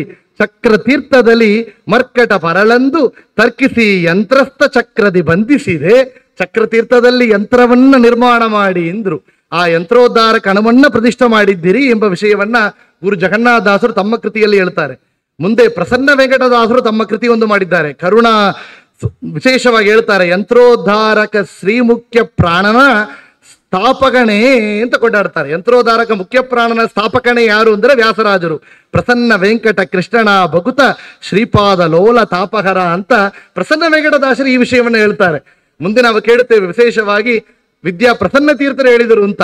ಹನುಮನ ಭಾಷ್ಯವ ಅನಿ ಮಾಡಿದಗೆ, ಹನುಮಗೆ ಪವನಗಳು ಕಟ್ಟಿದಗೆ, ಹನುಮನ ಮಂತ್ರದಿ ಬಿಗಿ ತಪ್ಪಿದಗೆ, ಮುನಿತ್ರಯದಲ್ಲಿ ಸೇರಿದ ದೊರೆಗೆ. ಹನುಮನ ಭಾಷ್ಯವ ಅಣಿ ಮಾಡಿದವಗೆ ಅಂತ. ಹನುಮ ಯಾರು? ಆ ಹನುಮನೇ ಮಧ್ವ. ಆ ಮಧ್ವಾಚಾರ್ಯರು ಶ್ರೀಮದ್ ಆನಂದ ತೀರ್ಥ ಭಗವತ್ಪಾದಾಚಾರ್ಯರು ಆಚಾರ್ಯರ ಭಾಷ್ಯ ಗ್ರಂಥಗಳಿಗೆ ಅಣಿ ಮಾಡಿದವರುಂತೆ. ಅದನ್ನ ಅಲಂಕಾರವನ್ನು ಮಾಡಿದವರು. ಯಾವ ರೀತಿಯಲ್ಲಿ ತಾತ್ಪರ್ಯ ಚಂದ್ರಿಕಾ, ನ್ಯಾಯಾಮೃತ, ತರ್ಕದಾಂಡವ ಇತ್ಯಾದಿ ಗ್ರಂಥಗಳಿಂದ ಅಣಿ ಮಾಡಿದವರು ವ್ಯಾಸರಾಯರು. ಹನುಮನಿಗೆ ಪವನಗಳನ್ನ ಕಟ್ಟಿದವರು ಅಂತ 732 ಮುಖ್ಯಪ್ರಾಣ ದೇವರನ್ನ ಈ ಭಾರತ ದೇಶ ಪೂರ್ತಿಯಾಗಿ ಸಂಚಾರವನ್ನು ಮಾಡುತ್ತಾ ಅಲ್ಲಲ್ಲಿ ಮುಖ್ಯಪ್ರಾಣ ದೇವರನ್ನ ಪ್ರತಿಷ್ಠೆ ಮಾಡಿದ್ದಾರಲ್ಲ. ಯಾತಕ್ಕೆ? ನಮ್ಮ ಸನಾತನ ಧರ್ಮ ಅದು ರಕ್ಷಣೆ ಆಗಬೇಕಾದರೆ ಯಾವ ರೀತಿ ಆಗಬೇಕು? ಮುಖ್ಯಪ್ರಾಣ ದೇವರ ಅನುಗ್ರಹದಿಂದಲ ಮಾತ್ರ ಸಾಧ್ಯ ಅಂತ ಹೇಳುತ್ತಾ ಎಷ್ಟು ದೊಡ್ಡ ಶತ್ರುಗಳು ಬಂದಿದ್ದರಲ್ಲಿ. ಮ್ಲೇಚ್ಛರೆಲ್ಲ ಬಂದಾಗ ಈ ಭಾರತ ಭೂಮಿಗೆ ಅಷ್ಟು ದೊಡ್ಡ ವಿರೋಧಿಯಾಗಿ ಕಾರ್ಯವನ್ನು ಮಾಡಿದವರು. ಆದರೆ ಅಷ್ಟು ಕಾರ್ಯಗಳಿಂದಲೂ ಕೂಡ ಇವತ್ತು ನಾವು ಇಲ್ಲಿ ವ್ಯಾಸರಾಜ ಮಠ, ತಿರುವಲ್ಲಿಕೇಣಿ ವ್ಯಾಸರಾಜ ಮಠದಲ್ಲಿ ಕುಳಿತು ನಮ್ಮ ಸನಾತನ ಧರ್ಮದಲ್ಲಿ ಇದ್ದು ನಾವು ನಮ್ಮ ಆಚರಣೆಗಳನ್ನು ಬಿಡದೆ ನಾವು ಭಗವಂತನ ಸಾಧನೆಯನ್ನು ಮಾಡ್ತಾ ಇದ್ದೇವೆ ಅಂದರೆ ವ್ಯಾಸರಾಜರ ಹಾಕಿದ ಬೀಜ ಅದು. 732 ಮುಖ್ಯಪ್ರಾಣ ದೇವರ ಪ್ರತಿಷ್ಠೆ. ಈ ಒಂದು ಸಮಯದಲ್ಲಿ ನಮಗೆ ಈ ವ್ಯಾಸರಾಜ ಮಠದಲ್ಲಿ ಕುಳಿತು 2 ಮಾತು ಹೇಳಬೇಕಾದರೆ ನಾವು ಪಾಮರರು, ನಾವು ಪಂಡಿತರಲ್ಲ. ಆದರೆ ಹರಿದಾಸರು ಕಂಡ ವ್ಯಾಸರಾಜರು 2 ಮಾತು ಬರ್ತಾ ಇದೆ ಅಂದರೆ ಆ ವ್ಯಾಸರಾಜರು ಪ್ರತಿಷ್ಠೆ ಮಾಡಿದಂತಹ ಒಂದು ಮುಖ್ಯಪ್ರಾಣ ದೇವರು ನಮ್ಮ ಧಾರಾಪುರ ಕಾಡು ಹನುಮಂತರಾಯ ಸ್ವಾಮಿ. ಆ ಧಾರಾಪುರ ಕಾಡು ಹನುಮಂತರಾಯ ಸ್ವಾಮಿ ಅನುಗ್ರಹದಿಂದ ನಾವು ಇವತ್ತು ಈ ಒಂದು ವಿಷಯವನ್ನು ಹೇಳ್ತಾ ಇದ್ದೆವು. ಇನ್ನೊಂದು ವಿಷಯ ಆಯ್ತಾ, ಇನ್ನು ಇನ್ನು ಹೊತ್ತಿದೆ ಅಂತ ಹೇಳ್ತಾ ಇದ್ದಾರೆ. ಅದು ವ್ಯಾಸರಾಜರ ಸಂಕಲ್ಪ. ಆಗ ವ್ಯಾಸರಾಜರು ನಮಗೆ ಮಾಡಿದ ಅನುಗ್ರಹ ಅಂತ ಹೇಳಬೇಕು. ಧಾರಾಪುರ ಕಾಡು ಹನುಮಂತರಾಯ ಸ್ವಾಮಿ ಅನುಗ್ರಹ. ಇನ್ನೊಂದು ವಿಷಯ ಅಂದ್ರೆ ನಮ್ಮ ಅಜ್ಜಿ ಧಾರಾಪುರದಲ್ಲಿ ರಾಘವೇಂದ್ರ ರಾವ್ ನಮಗೆ ಅವರು ಗುರುವಾಗಿದ್ದ ಪಾಠವನ್ನು ಹೇಳಿದ್ದಾರೆ ಸಣ್ಣ ವಯಸ್ಸಿನಲ್ಲಿ. ನಮ್ಮ ಅಜ್ಜಿ ಸೀತಾಲಕ್ಷ್ಮಿ ಅಂತ, ಅವರು ಸಣ್ಣ ವಯಸ್ಸಿನಲ್ಲಿ ಭಗವಂತನ ಕೃತಿಗಳನ್ನ ಹೇಳುವವರು. ವಿದ್ಯಾ ಪ್ರಸನ್ನ ತೀರ್ಥರು ನಮ್ಮ ದೊಡ್ಡ ತಾತರ ಮನೆಯಲ್ಲಿ ಬಂದಿದ್ದರಂತೆ. ಧಾರವಾಡ ಕೊಯಮತ್ತೂರಲ್ಲಿ ಸುಂದರರಾಜಾಚಾರ ಅವ್ರ ಮನೆಗೆ ಬಂದಾಗ ನಮ್ಮ ಅಜ್ಜಿ ವಿದ್ಯಾ ಪ್ರಸನ್ನ ತೀರ್ಥರ ಕೃತಿಗಳು ಹೇಳಿದ ಕ್ಷಣ ಅವರು ಪೂಜೆ ಮಾಡಿದಂತಹ ಒಂದು ಕೃಷ್ಣ ಪ್ರತಿಮೆಯನ್ನು ನಮ್ಮ ಅಜ್ಜಿಗೆ ಕೊಟ್ಟಿದ್ರು. ಆ ಅಜ್ಜಿಗೆ ನಮ್ಮ ವಿದ್ಯಾ ಪ್ರಸನ್ನ ತೀರ್ಥರು ಕೊಟ್ಟದಂತಹ ಆ ಒಂದು ಕೃಷ್ಣ ಪ್ರತಿಮೆ 75 ವರ್ಷ ಕಾಲ ನಮ್ಮ ಮನೆ ಇದ್ದು ನಾವು ಪೂಜೆ ಮಾಡಿದ ಭಾಗ್ಯ ನಮಗಾಗಿದೆ. ಆ ಭಾಗ್ಯದಿಂದ ಇವತ್ತು ಆ ವ್ಯಾಸರಾಜರ ಅನುಗ್ರಹ, ವಿದ್ಯಾ ಪ್ರಸನ್ನ ತೀರ್ಥರ ಅರ್ಹ, ಹಿರಿಯರು ಮಾಡಿದ ಪುಣ್ಯ ನಾವು 2 ಮಾತುಗಳನ್ನ ಹೇಳ್ತಾ ಇದ್ದೇವೆ ಅಂತ ಅವರು ಸ್ಮರಣೆಯನ್ನು ಮಾಡುತ್ತಾ ಮುಂದೆ ಅವರು ಮಾಡಿದ ದೊಡ್ಡ ಕಾರ್ಯ ಅಂತ ಹೇಳಿದರೆ ಕೃಷ್ಣದೇವರಾಯರ ಗುಹಯೋಗ ಪರಿಹಾರ. ಅದಕ್ಕೆ ಮುಂಚೆ ವಿಜಯದಾಸರು ಒಂದು ಮಾತನ್ನು ಹೇಳ್ತಾರೆ ವ್ಯಾಸರಾಜರ ಬಗ್ಗೆ. ಯಾರು ಎಂಥವರು ನಮ್ಮ ವ್ಯಾಸರಾಜರು ಅಂತ ಕೇಳಿದರೆ ವ್ಯಾಸರಾಜರ ಅವರ ಜ್ಞಾನ, ಉಪದೇಶ, ಪಾಂಡಿತ್ಯ, ಗ್ರಂಥ ರಚನೆಯನ್ನು ನೋಡಬೇಕಾದರೆ ವಿಜಯದಾಸರು ಒಂದು ಮಾತು ಏನು ಅಂತ ಕೇಳಿದರೆ, ಮಧ್ವ ಮತವೆಂಬ ದುಗ್ಧಾಬ್ದಿಯೊಳಗೆ ಪೂರ್ಣನೆಂದು ಹೃತ್ವಣಜದೊಡಿರಿಸಿ ಕೃಷ್ಣನ ಪದಾಂಬುಜವ ಚಿದ್ವಾಕ್ಯದಲ್ಲಿ ನಿಲ್ಲಿಸಿ ಕಾವ್ಯದಲ್ಲಿ ಕೊಂಡಾಡಿ ಸದ್ವೀರ ವೈಷ್ಣವರಿಗೆ ಪದ್ಧತಿಯನ್ನು ಪೇಳಿ ತವಕದಿಂದಲಿ ತಾವು ಸದ್ವೈಷ್ಣವ ಲೋಕ ಸಿರಿ ಮರಳೈದಿದರು ಮಧ್ವವಲ್ಲಭ ನಮ್ಮ ವಿಜಯ ವಿಠಲನ ಪಾದದ್ವಯವ ಭಜಿಸುವವರು ಕೇಳಿ ಅಂತ. ಮಧ್ವವಲ್ಲಭನಾದ ವಿಜಯ ವಿಠಲನ ಪಾದನ ಸ್ಮರಣ ಮಾಡುವ ನಮ್ಮ ವ್ಯಾಸರಾಜರು ಎಂಥವರು ಅಂತ ಕೇಳಿದರೆ ಸದ್ವೈಷ್ಣವರಿಗೆ ಲೋಕ ಸಿರಿ ವೈಷ್ಣವರಿಗೆ ದೊಡ್ಡ ಒಂದು ಉಪಕಾರ ಮಾಡಿದ್ದಾರೆ ಅಂತೆ. ಏನು ಕೇಳಿದರೆ ಚಿದ್ವಾಕ್ಯದಲ್ಲಿ ನಿಲ್ಲಿಸಿ. ಎದನ್ನು ನಿಲ್ಲಿಸಿದ್ದಾರೆ? ಮಧ್ವ ಮತವೆಂಬ ದುಗ್ಧಾಬ್ದಿಗೆ ಪೂರ್ಣನೆಂದು ಹೃದ್ವಣಜದೊಡರಿಸಿ ಕೃಷ್ಣನ ಪದಾಂಬುಜವ ಅಂತ. ಕೃಷ್ಣನ ಪಾದಾರವಿಂದಗಳ ಸ್ಮರಣೆಯನ್ನ ನಮ್ಮ ಸದ್ವೈಷ್ಣವರ ಮನಸ್ಸಲ್ಲಿ ನಿಲ್ಲಿಸಬೇಕಾದರೆ ಆ ರೀತಿಯಲ್ಲಿ ಭಕ್ತಿಯನ್ನ ಉಂಟು ಮಾಡಿದ ಮಹನೀಯರು ಅಂದರೆ ನಮ್ಮ ವ್ಯಾಸರಾಜರು. ಸದ್ವೈಷ್ಣವ ಲೋಕ ಸೇರಿ ಮರಳೈದಿದರು ಮಧ್ವ ವಲ್ಲಭ ನಮ್ಮ ವಿಜಯ ವಿಠಲನ ಪಾದದ್ವಯವ ಭಜಿಸುವವರು ಅವರು ಅಂತ. ವಿಜಯ ವಿಠಲನ ಪಾದ ಸ್ಮರಣೆಯನ್ನ ಭಜನೆಯನ್ನು ಮಾಡುವವರು ಅವರು ಅಂತ ಹೇಳಿ ಕೊಂಡಾಡ್ತಾರೆ ಅಲ್ಲಿ ವಿಜಯದಾಸರು. ಮುಂದೆ ಅವರು ರಾಜರಿಗೆಲ್ಲ ರಾಜಗುರುವಾಗಿದ್ದರು ಅಂತ ಕೇಳ್ತೇವೆ ನಾವು. ನೋಡಿದ್ದೆವು ಕೃಷ್ಣ ಶ್ರೀನಿವಾಸನಿಗೆ 12 ವರ್ಷ ಕಾಲ ಪೂಜೆ ಮಾಡಿದ ದೊಡ್ಡ ಭಾಗ್ಯ ಪಡೆದವರು ವ್ಯಾಸರಾಜರು ಅಂತ. ಕೃಷ್ಣದೇವರಾಯರು ಎಂತೆಂತಹ ಸೇವೆ ಮಾಡಿದ್ದಾರೆ. ಪ್ರತಿ ದಿವಸ 3 ಕಾಲದಲ್ಲಿ ಬಂದು ವ್ಯಾಸರಾಜರಿಗೆ ಪರಾಕ್ ತೇಡಿ ನಮಸ್ಕಾರವನ್ನು ಮಾಡಿದ್ದಾರೆ ಅಂದರೆ ಅಂತ ದೊಡ್ಡ ಸ್ಥಾನ ವ್ಯಾಸರಾಜರಿಗೆ ಇತ್ತು. ಕೃಷ್ಣದೇವರಾಯನ ಕುಲಪತಿ ಹೇ ಕಷ್ಟದ ಕುಹಯೋಗವ ಕೊಂದವಹೇ ಶಿಷ್ಟ ಜನಗಳಿಗೆ ಇಷ್ಟಾರ್ಥಗಳನ್ನು ವೃಷ್ಟಿಯ ಕೈವ ಪ್ರಸನ್ನರಿಹೇ ಜಯ ಜಯ ವೈಷ್ಣವ ಪಯೋನಿಧಿ ಚಂದ್ರಗೆ ಜಯ ಜಯ ವ್ಯಾಸಯತೀಂದ್ರರಿಹೇ. ಕೇಳ್ತೇವೆ, ಚರಿತೆಯಲ್ಲಿ ಕೇಳಿದ್ದೇವೆ. ವಿಶೇಷವಾಗಿ ಕೃಷ್ಣದೇವರಾಯರಿಗೆ ಕುಹಯೋಗ ಪೀಡ ಬಂದಾಗ ಪರಿಹಾರ ಆಗಬೇಕಾಗಿತ್ತು. ಆಗ ಈ ರಾಜ ಸಿಂಹಾಸನದಲ್ಲಿ ಯಾರು ಕುಳಿತಿದ್ದಾರೆಯೋ ಅವರನ್ನ ಆ ಪೀಡೆ ಬಂದು ಅವರನ್ನ ಕೊಳ್ಳುವಂತಹ ಒಂದು ಸಮಯ ಬಂದಿದೆ ಅಂತ. ಆ ಒಂದು ಪರಿಸ್ಥಿತಿ ಬಂದಾಗ ಅವರಿಗೆ ಏನೊಂದೇ ಚಿಂತನೆ ಬರಲಿ, ಅದು ಒಳ್ಳ ಸನ್ಮಾರ್ಗದಲ್ಲಿ ಅವರಿಗೆ ಮಾರ್ಗದರ್ಶನವನ್ನು ಪಡಿಬೇಕಾದ್ರೆ ವ್ಯಾಸರಾಜರಲ್ಲಿ ಹೋಗ್ತಾ ಇದ್ದರು. ಕಷ್ಟಗಳು ಬಂದ್ರೂ ವ್ಯಾಸರಾಜರಲ್ಲಿ ಹೋಗ್ತಾ ಇದ್ದರು. ಹಾಗೆ ವ್ಯಾಸರಾಜರಲ್ಲಿ ಹೋಗಿ ಆ ಗುರುಗಳಲ್ಲಿ ನಮಗೆ ಏನು ಮಾರ್ಗ ಹಂಗಂತ ಕೇಳಿದಾಗ ವ್ಯಾಸರಾಜರು ಹೇಳಿದರು, ವ್ಯಾಸರಾಜ ನೋಡಿ ಎಷ್ಟು ದೊಡ್ಡವರು ಅಂತ. ಅವರು ಇನ್ನೊಂದು ಚರಿತ್ರೆ ಸಮೀಪದಲ್ಲಿ ನಮ್ಮ ಶ್ರೀಶ ತೀರ್ಥರು ಮಾಡಿದ ದೊಡ್ಡ ಕಾರ್ಯ ಅಂತ ಕೇಳಿದರೆ, ಶ್ರೀರಂಗದಲ್ಲಿ ಎಲ್ಲೆಯ ಆಂಜನೇಯರನ್ನ ವಿಶೇಷವಾಗಿ ಮತ್ತು ಪುನರುದ್ಧಾರಣ ಮಾಡಿದ ಕೆಲಸ. ವ್ಯಾಸರಾಜರು ಇರ್ರೆಸ್ಪಾನ್ಸಿಬಲ್ ಅಂತ ಹೇಳ್ತೇವಲ್ಲ, ಇರ್ರೆಸ್ಪಾನ್ಸಿಬಲ್, ಅதாவது ರೆಸ್ಪಾನ್ಸಿಬಿಲಿಟಿನ ಇಗ್ನೋರ್ ಮಾಡುವವರಲ್ಲ. ಎಷ್ಟು ದೊಡ್ಡವರು ಅಂತ ನಾವು ಅವರಿಂದ ಕಲಿಬೇಕು. ಈ ಕಾಲದಲ್ಲಿ ನಮ್ಮ ಯುವಕರಿಗೆ ಏನಿದೆ ರೆಸ್ಪಾನ್ಸಿಬಿಲಿಟಿನ ಇಗ್ನೋರ್ ಮಾಡೋದು, ವಾಶ್ ಔಟ್ ಯುವರ್ ಹ್ಯಾಂಡ್ಸ್ ಹೇಳ್ತೇವೆ, ಅದನ್ನ ಎಸ್ಕೇಪಿಸಮ್. ಅದು ಶ್ರೀರಂಗದಕ್ಕೆ ಅಲ್ಲಿ ತಿರುವಾಣಿಕಾವಲಿಗೆ ಎದು ಬಾಡರ್ತ ಒಂದು ಸಂಶಯ ಬಂದಾಗ ಎಲ್ಲರನ್ನು ಕೇಳಿದರು, ಏನು ಮಾಡಬೇಕು, ಎದನಿಟ್ಟು ನಿರ್ಮಾಣ ಮಾಡೋಣ, ಯಾವ ರೀತಿಯಲ್ಲಿ ಅದನ್ನ ನಿರ್ಣಯ ಮಾಡಬೇಕು ಕೇಳಿದರು. ಯಾರೋ ಒಬ್ಬರು ನಿಮ್ಮಲ್ಲಿ ಒಬ್ಬರು ಉಸಿರನ್ನ ಹಿಡಿದು ನೋಡಿ, ಕುಂಭಕ ಪ್ರಾಣಾಯಾಮ ಶಕ್ತಿಯಿಂದ ಇಲ್ಲಿಂದ ಓಡಬೇಕು. ಎಷ್ಟು ದೂರ ಚೆನ್ನಾಗಿ ಓಡುತ್ತಾರೋ, ಎಲ್ಲಿ ನಿಮಗೆ ಆಗಲಿಲ್ಲವೋ ಆ ಜಾಗ ಇದಕ್ಕೆ ಬಾರ್ಡರ್ ನಿರ್ಣಯ ಮಾಡಬೇಕು. ಯಾರಿಂದ ಸಾಧ್ಯ, ಯಾರು ಸಿದ್ಧವಾಗಿದ್ದೀರಿ ಅಂತ ಕೇಳಿದರೆ ಯಾರು ಬರಲಿಲ್ಲ. ನಾವು ಹಂಗೆ ಸತ್ಕಾರ್ಯ ಮಾಡಬೇಕು, ಯಾರು ವಾಲಂಟಿಯರ್ಸ್ ಕೇಳಿದ್ರೆ ಯಾರು ಬರೋದಿಲ್ಲ. ಯಾತಕ್ಕೆ, ಯಾರಿಗೆ ಉಸಿರಿನ ನಿಲ್ಲಿಸಿ ಓಡಲಿಕ್ಕೆ ಸಾಧ್ಯ, ಅವರಿಂದ ಸಾಧ್ಯ. ಇವತ್ತು 700 ವರ್ಷ ಬೃಂದಾವನದಲ್ಲಿ ಜೀವನಿಂದ ಇದ್ದಾರೆ ರಾಯರು ಅಂದರೆ, ಅವರು ಪೂರ್ವಾಶ್ರಮದಲ್ಲಿ ವೆಂಕಟನಾಥನಾಗಿದ್ದಾಗ ರಾಘವೇಂದ್ರ ವಿಜಯ ಹೇಳ್ತಾರೆ, ನೀರೊಳಗೆ ಕುಳಿತು ಗಂಟೆಗಟ್ಟಲು ಜಾಣವನ್ನು ಮಾಡ್ತಾ ಇದ್ರಂತೆ, ಆಟವನ್ನು ಆಡ್ತಾ ಇದ್ದಾಗ. ಅದು ಹೇಗೆ ಸಾಧ್ಯವಾಗಿತ್ತು, ಅವರು ಪ್ರಾಣಾಯಾಮ ಶಕ್ತಿ ಹಂಗಿತ್ತು ಅಂತ ಕೇಳ್ತೇವೆ. ವ್ಯಾಸರಾಜರು ಉಸಿರನ್ನ ಹಿಡಿದು ಓಡಲಕ್ಕೆ ಪ್ರಾರಂಭ ಮಾಡಿದರೆ, ಓಡುತ್ತಾ ಓಡುತ್ತಾ ಓಡುತ್ತಾ ಓಡುತ್ತಾ ಅವರಿಗೆ ಗೊತ್ತಾಗಿತ್ತು, ಇನ್ನು ಓಡಿದರೆ ಎಷ್ಟು ದೂರ ಓಡಬಹುದು, ಅವರು ತಿರುಚಿಯಿಂದ ಚೆನ್ನೈ ಕೂಡ ಬರಬಹುದು, ಅಷ್ಟು ಸಾಮರ್ಥ್ಯ ಇತ್ತು ಅವರಿಗೆ. ಆದರೆ ಒಂದು ಜಾಗದಲ್ಲಿ ನಿಂತರು. ಯಾತಕ್ಕೆ ಅಂದ್ರೆ ಇಲ್ಲಿ ಮುಖ್ಯ ಪ್ರಾಣ ದೇವರ ಸನ್ನಿಧಾನ ಬರಬೇಕಾಗಿದೆ, 732 ಒಬ್ಬರು ಒಂದು ಜಾಗ ಇದು ಅಂತ ಅವರಿಗೆ ಭಗವಂತನ ಸಂಕಲ್ಪ ಚೆನ್ನಾಗಿ ಗೊತ್ತಿತ್ತು. ಅದರಿಂದ ಅಲ್ಲಿ ಎಲ್ಲೇ ಆಂಜನೇಯ ಎಂಬುದಾಗಿ ಪ್ರತಿಷ್ಠಾಪನೆಯನ್ನು ಮಾಡಿದರು ಅಂತ ರೆಸ್ಪಾನ್ಸಿಬಿಲಿಟಿನ ಸ್ವೀಕಾರ ಮಾಡಿಕೊಂಡ್ರು. ಇಲ್ಲಿ ಕೃಷ್ಣದೇವರಾಯರು ಬಂದು ಬೇಡಿಕೊಳ್ಳುತ್ತಾರೆ, ಈ ಒಂದು ರಾಜ್ಯ ಸಿಂಹಾಸನದಲ್ಲಿ ಕೂಡುವವರಿಗೆ ಗುಹಯೋಗ ಪೀಡ ಬರ್ತಾ ಇದೆ ಅಂದ್ರೆ ಇವರನ್ನ ಕೂಡಿಸಿ ಅವರನ್ನ ಕೂಡಿಸಿ ಅಂತ ಹೇಳಲಿಲ್ಲ, ನಾನೇ ಕೂಡುತ್ತಾನೆ. ಎಷ್ಟು ಕರುಣಾಮೂರ್ತಿಗಳು ನೋಡಿ. ಏನೊಂದು ದೊಡ್ಡ ಆಪತ್ತು ಬಂದಾಗ ನಾವು ಇನ್ನೊಬ್ಬರನ್ನ ತೋರಿಸ್ತಾ ಇದ್ದೆವು, ಅವರು ನಾವು ಮಾಡ್ತೇನೆ. ಯಾತಕ್ಕೆ, ತಮ್ಮ ಶಿಷ್ಯರಿಗೆ ಬರುವಂತ ಕಷ್ಟಗಳನ್ನ ಪರಿಹಾರ ಮಾಡುವಂತಹ ಸಾಮರ್ಥ್ಯ ತಮಗೆ ಭಗವಂತ ಕರುಣಿಸಿದ್ದಾನೆ ಅಂತ ಅವರಿಗೆ ಗೊತ್ತು.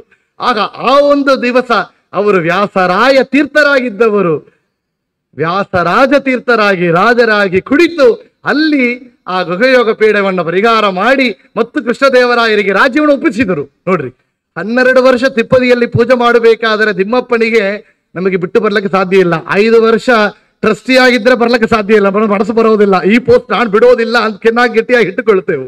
ಆದ್ರೆ ವ್ಯಾಸರಾಜರಿಗೆ 12 ವರ್ಷ ಇದು ಭಗವಂತನ ಸಂಕಲ್ಪ ಮತ್ತು ಒಂದು ಹುಡುಗನಿಗೆ ಉಪನಯನವನ್ನು ಮಾಡಿಸಿ ಮಾರ್ಗವನ್ನು ತೋರಿಸಿ ಸಿದ್ಧಾಂತ ಅವರು ಆ ಏನೊಂದು ಸಂಪ್ರದಾಯದಲ್ಲಿ ಮಾಡಬೇಕು ಕೊಟ್ಟು ಬಂದಿದ್ದಾರೆ. ಅಂದ್ರೆ ಇದು ತ್ಯಾಗರಾಜ ಅಂತ ಹೇಳ್ತೇವಲ್ಲ, ಆ ತ್ಯಾಗರಾಜರಾದ ರಾಮದೇವರನ್ನ ಪೂಜೆ ಮಾಡಿದ ಉಪಾಸನದ ಬಲ ಅದು.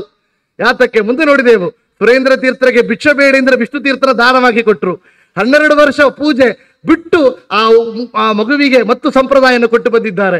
ಇಲ್ಲಿ ರಾಜರಾಗಿ ಕುಳಿತವರು ಮತ್ತು ಕೃಷ್ಣದೇವರಾಗಿ ಕೊಟ್ಟಿದ್ದಾರೆ. ಅವರಿಗೆ ವ್ಯಾಸರಾಜರಿಗೆ ಆ ಸತ್ಕಾರ್ಯದಲ್ಲಿ ಇರುವಂತಹ ಆ ನಿಷ್ಠೆ ಮತ್ತು ಅವರ ವೈರಾಗ್ಯವನ್ನು ನಾವು ಇಲ್ಲಿ ನೋಡ್ತೇವೆ.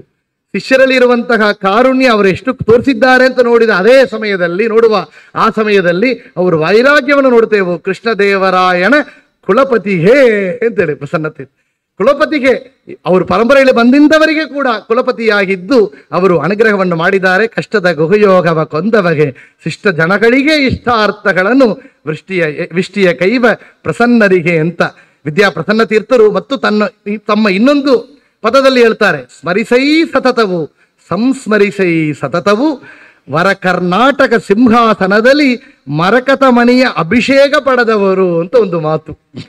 ವ್ಯಾಸರಾಜರಿಗೆ ಕೃಷ್ಣದೇವರಾಯ ಏನ್ ಮಾಡಿದವರು ಅಂದ್ರೆ ಅಭಿಷೇಕ ಮಾಡಿದರಂತೆ. ಏನ್ ಅಭಿಷೇಕ? ಪುಷ್ಪದ ವೃಷ್ಟಿ ಇತ್ತು ಮಾಡ್ತೇವೆ, ತುಲಾಭಾರವೆಲ್ಲ ಹಾಕ್ತೇವೆ ಈ ಕಾಲದಲ್ಲಿ, ಪುಷ್ಪದ ಅಂತ ಅಭಿಷೇಕವನ್ನು ಮಾಡ್ತೇವೆ. ಆದ್ರೆ ಅವರಿಗೆ ಏನ್ ಮಾಡಿದರು ಅಂತ ಕೇಳಿದರೆ ಮರಕತ ಮಣಿಯಿಂದ ಅಂದ್ರು. ಮರಕತ ಮಣಿಯಿಂದ, ಆ ಮರಕತ ಮಣಿಯಿಂದ ಅವರಿಗೆ ಮೇಲೆ ಶಿರಸ್ಸಿನಿಂದ ಅಭಿಷೇಕ ಮಾಡಬೇಕಂತೆ. ಆ ಮಣಿಗಳೆಲ್ಲ ಮೇಲಿಂದ ಅವರ ಶಿರಸ್ಸಿನಿಂದ ಅವರ ಭುಜಗಳಿಗೆ ಅವರು ಬಂದು ಮೈಯೆಲ್ಲ ತುಂಬಿ ಅವರ ಪಾದವನ್ನ ಸ್ಪರ್ಶ ಮಾಡಿ ಮತ್ತು ಭೂಮಿಯಲ್ಲಿ ಹೋದಾಗ ಸದ್ದು ಮಾಡ್ತಾ ಹೋಗ್ತಾ ಇತ್ತಂತೆ.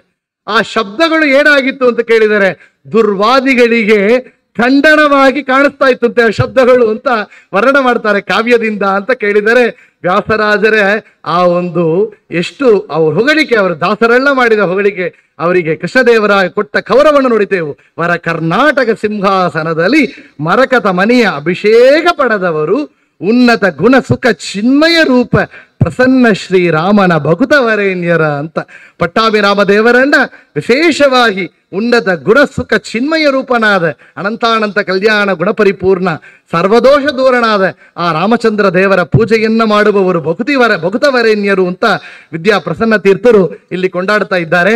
ಮುಂದೆ ಅವರ ವಿಷಯಗಳನ್ನ ಇನ್ನು 2 ವಿಷಯಗಳು ಅಲ್ಲಿ ಹೇಳಿದ್ದಾರೆ. ಒಂದು ವ್ಯಾಸರಾಜರು ಇಲ್ಲಿ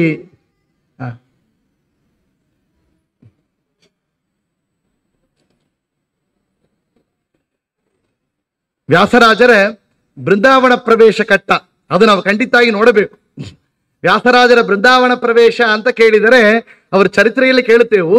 ಆ ಘಟನೆಗಳನ್ನ ನಮ್ಮ ಕಣ್ಣು ಮುಂದೆ ಇಟ್ಟವರು ಯಾರು ಅಂದರೆ ಪುರಂದರದಾಸರು.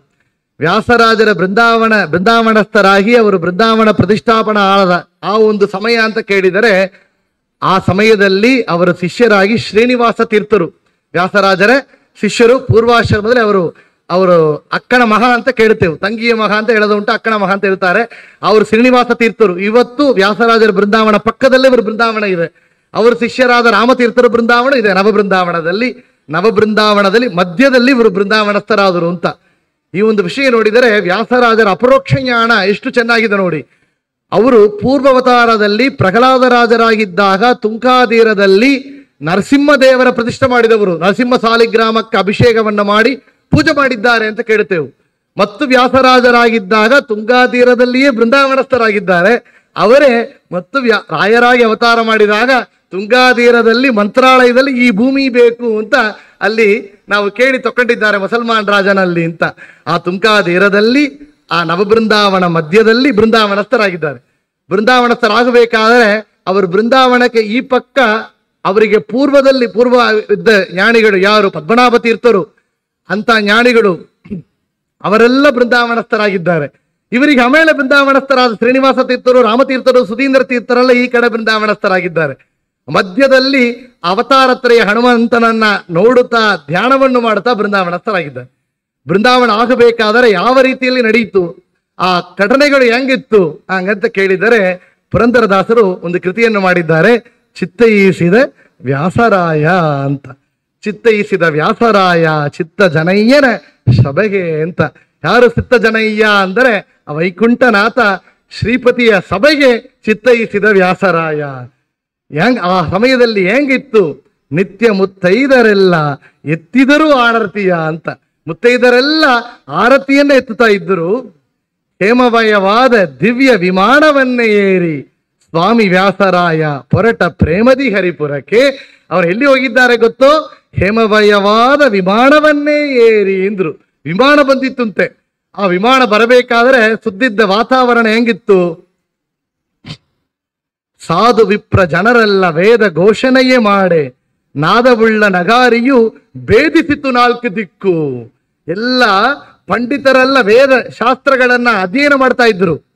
4 ದಿಕ್ಕು ಆ ವೇದ ಧ್ವನಿ ಕೇಳ್ತಾ ಇತ್ತಂತೆ. ಮತ್ತು ಏನು ನಗಾರಿಯು, ಆ ನಗಾರಿ ಎಂಬ ವಾದ್ಯವನ್ನು ಮಾಡಿದರೆ 4 ದಿಕ್ಕುಗಳಿಗೆ ಆ ವಾದ್ಯವನ್ನು ಶಬ್ದಗಳನ್ನು ಕೇಳ್ತಾ ಇತ್ತು. ಅಂತ ಸಮಯದಲ್ಲಿ ಹೇಮಮಯ ಪಿಡಿಯುಳ್ಳ ಚಾಮರಣಗಳನ್ನೇ ಪಿಡಿದು ಎಲ್ಲ ಚಾಮರವನ್ನು ಬೀಸಿ ಅಲ್ಲಿ ವ್ಯಾಸರಾಜರಿಗೆ ಸೇವೆ ಮಾಡ್ತಾ ಇದ್ರು. ಸುಮಲಂಗಡಿಗಳೆಲ್ಲ ಆರತಿ ತೈತಾ ಇದ್ರು. ದಾಸರೆಲ್ಲ ಹರಿದಾಸರೆಲ್ಲ ಕುಣಿತಾ ಇದ್ದರು. ವ್ಯಾಸರಾಜರ ಶ್ರೀಕೃಷ್ಣ ಮುದ್ರೆಯ ಕೃತಿಗಳನ್ನ ಹೇಳ್ತಾ ಪುರಂದರದಾಸರು ಎಲ್ಲರೂ ಕೂಡ ಅಲ್ಲಿ ಕುಣಿತಾ ಹಾಡನ್ನೇ ಹೇಳ್ತಾ ಇದ್ದರು. ಆ ಒಂದು ಸಮಯದಲ್ಲಿ ಹೇಳ್ತಾರೆ, ಅರವಿಂದಾಸನಯ್ಯ ಪುರಂದರ ವಿಠಲನು, ಅರವಿಂದಾಸನಯ್ಯ ಪುರಂದರ ವಿಠಲನು ಸಿರಿ ಸಹಿತ ಬಂದು ಕರಪಿಡಿದು ಎದ್ದಿತ್ತು ಕಂಡೇ ಅಂತೇಳಿ. ಸಿರಿ ಸಹಿತ ಬಂದು ಕರಪಿಡಿದು ಎದ್ದಿತ್ತು ಕಂಡೇ ಅಂತ. ಆ ಪುರಂದರ ವಿಠಲನಾದ ಆ ಗೋಪಾಲ ಕೃಷ್ಣ ಅಲ್ಲಿ ಬಂದಿದ್ದಂತೆ ಅವರಿಗೂ.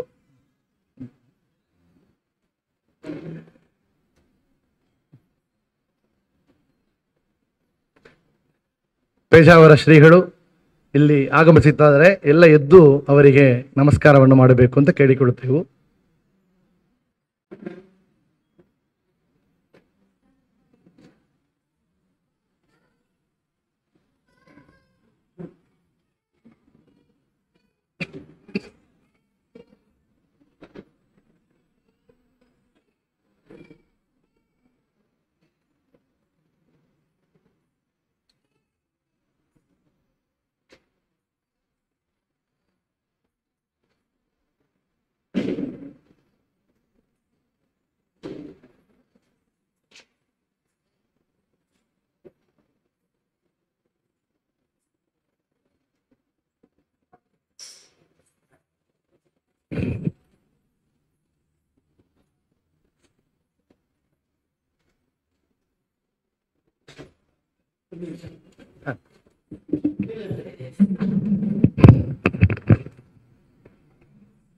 ರಾಘವೇಂದ್ರ ಗುರುಸಾರ್ವಭೌಮರ ಆರಾಧನಾ ಅಂಗವಾಗಿ ಸಪ್ತಾಹ ಮಹೋತ್ಸವದ ಒಂದು ವಿಶೇಷ ಕಾರ್ಯಕ್ರಮವಾಗಿ ಪೇಜಾವರ ಸ್ವಾಮಿಗಳ 7 ದಿನದ ಪ್ರವಚನ.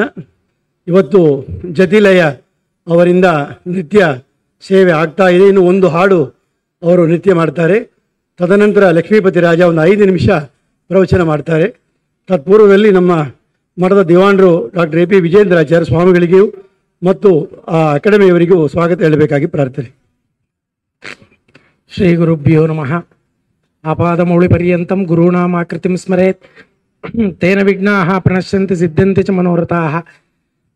ಪರಮಪೂಜ್ಯ ಶ್ರೀಪಾದಂಗಳವರ ಅಡಿದಾವುಗಳಲ್ಲಿ ಹೃತ್ಪೂರ್ವಕ ಸಾಷ್ಟಾಂಗ ಪ್ರಣಾಮಗಳನ್ನು ಸಮರ್ಪಣೆ ಮಾಡುತ್ತಾ, ಯಾವ ಈ ಚಾತುರ್ಮಾಸ್ಯದಲ್ಲಿ ಪರಮಪೂಜ್ಯ ಶ್ರೀಪಾದಂಗಳವರು ರಾಮದೇವರನ್ನು ಅರ್ಚಿಸಿ ಮೆಚ್ಚಿಸಿ ಇಲ್ಲಿ ಬಂದು ನಮ್ಮನ್ನು ಅನುಗ್ರಹಿಸಲಿಕ್ಕೆ ಬಂದಿದ್ದಾರೆ. ಹೇಳುವಂತಹದ್ದು ಉಂಟು ಶಾಸ್ತ್ರದಲ್ಲಿ, ದರ್ಶನಾದೇವ ಹಿ ಸಾಧವ ಅಂತ. ವಿಶೇಷವಾಗಿ ಆ ಸನ್ಯಾಸಿಗಳನ್ನು ಚಾತುರ್ಮಾಸ್ಯದಲ್ಲಿ ಅವರು ಇರುವಂತಹ ಜಾಗಕ್ಕೆ ಹೋಗಿ ನಾವು ಅವರಲ್ಲಿ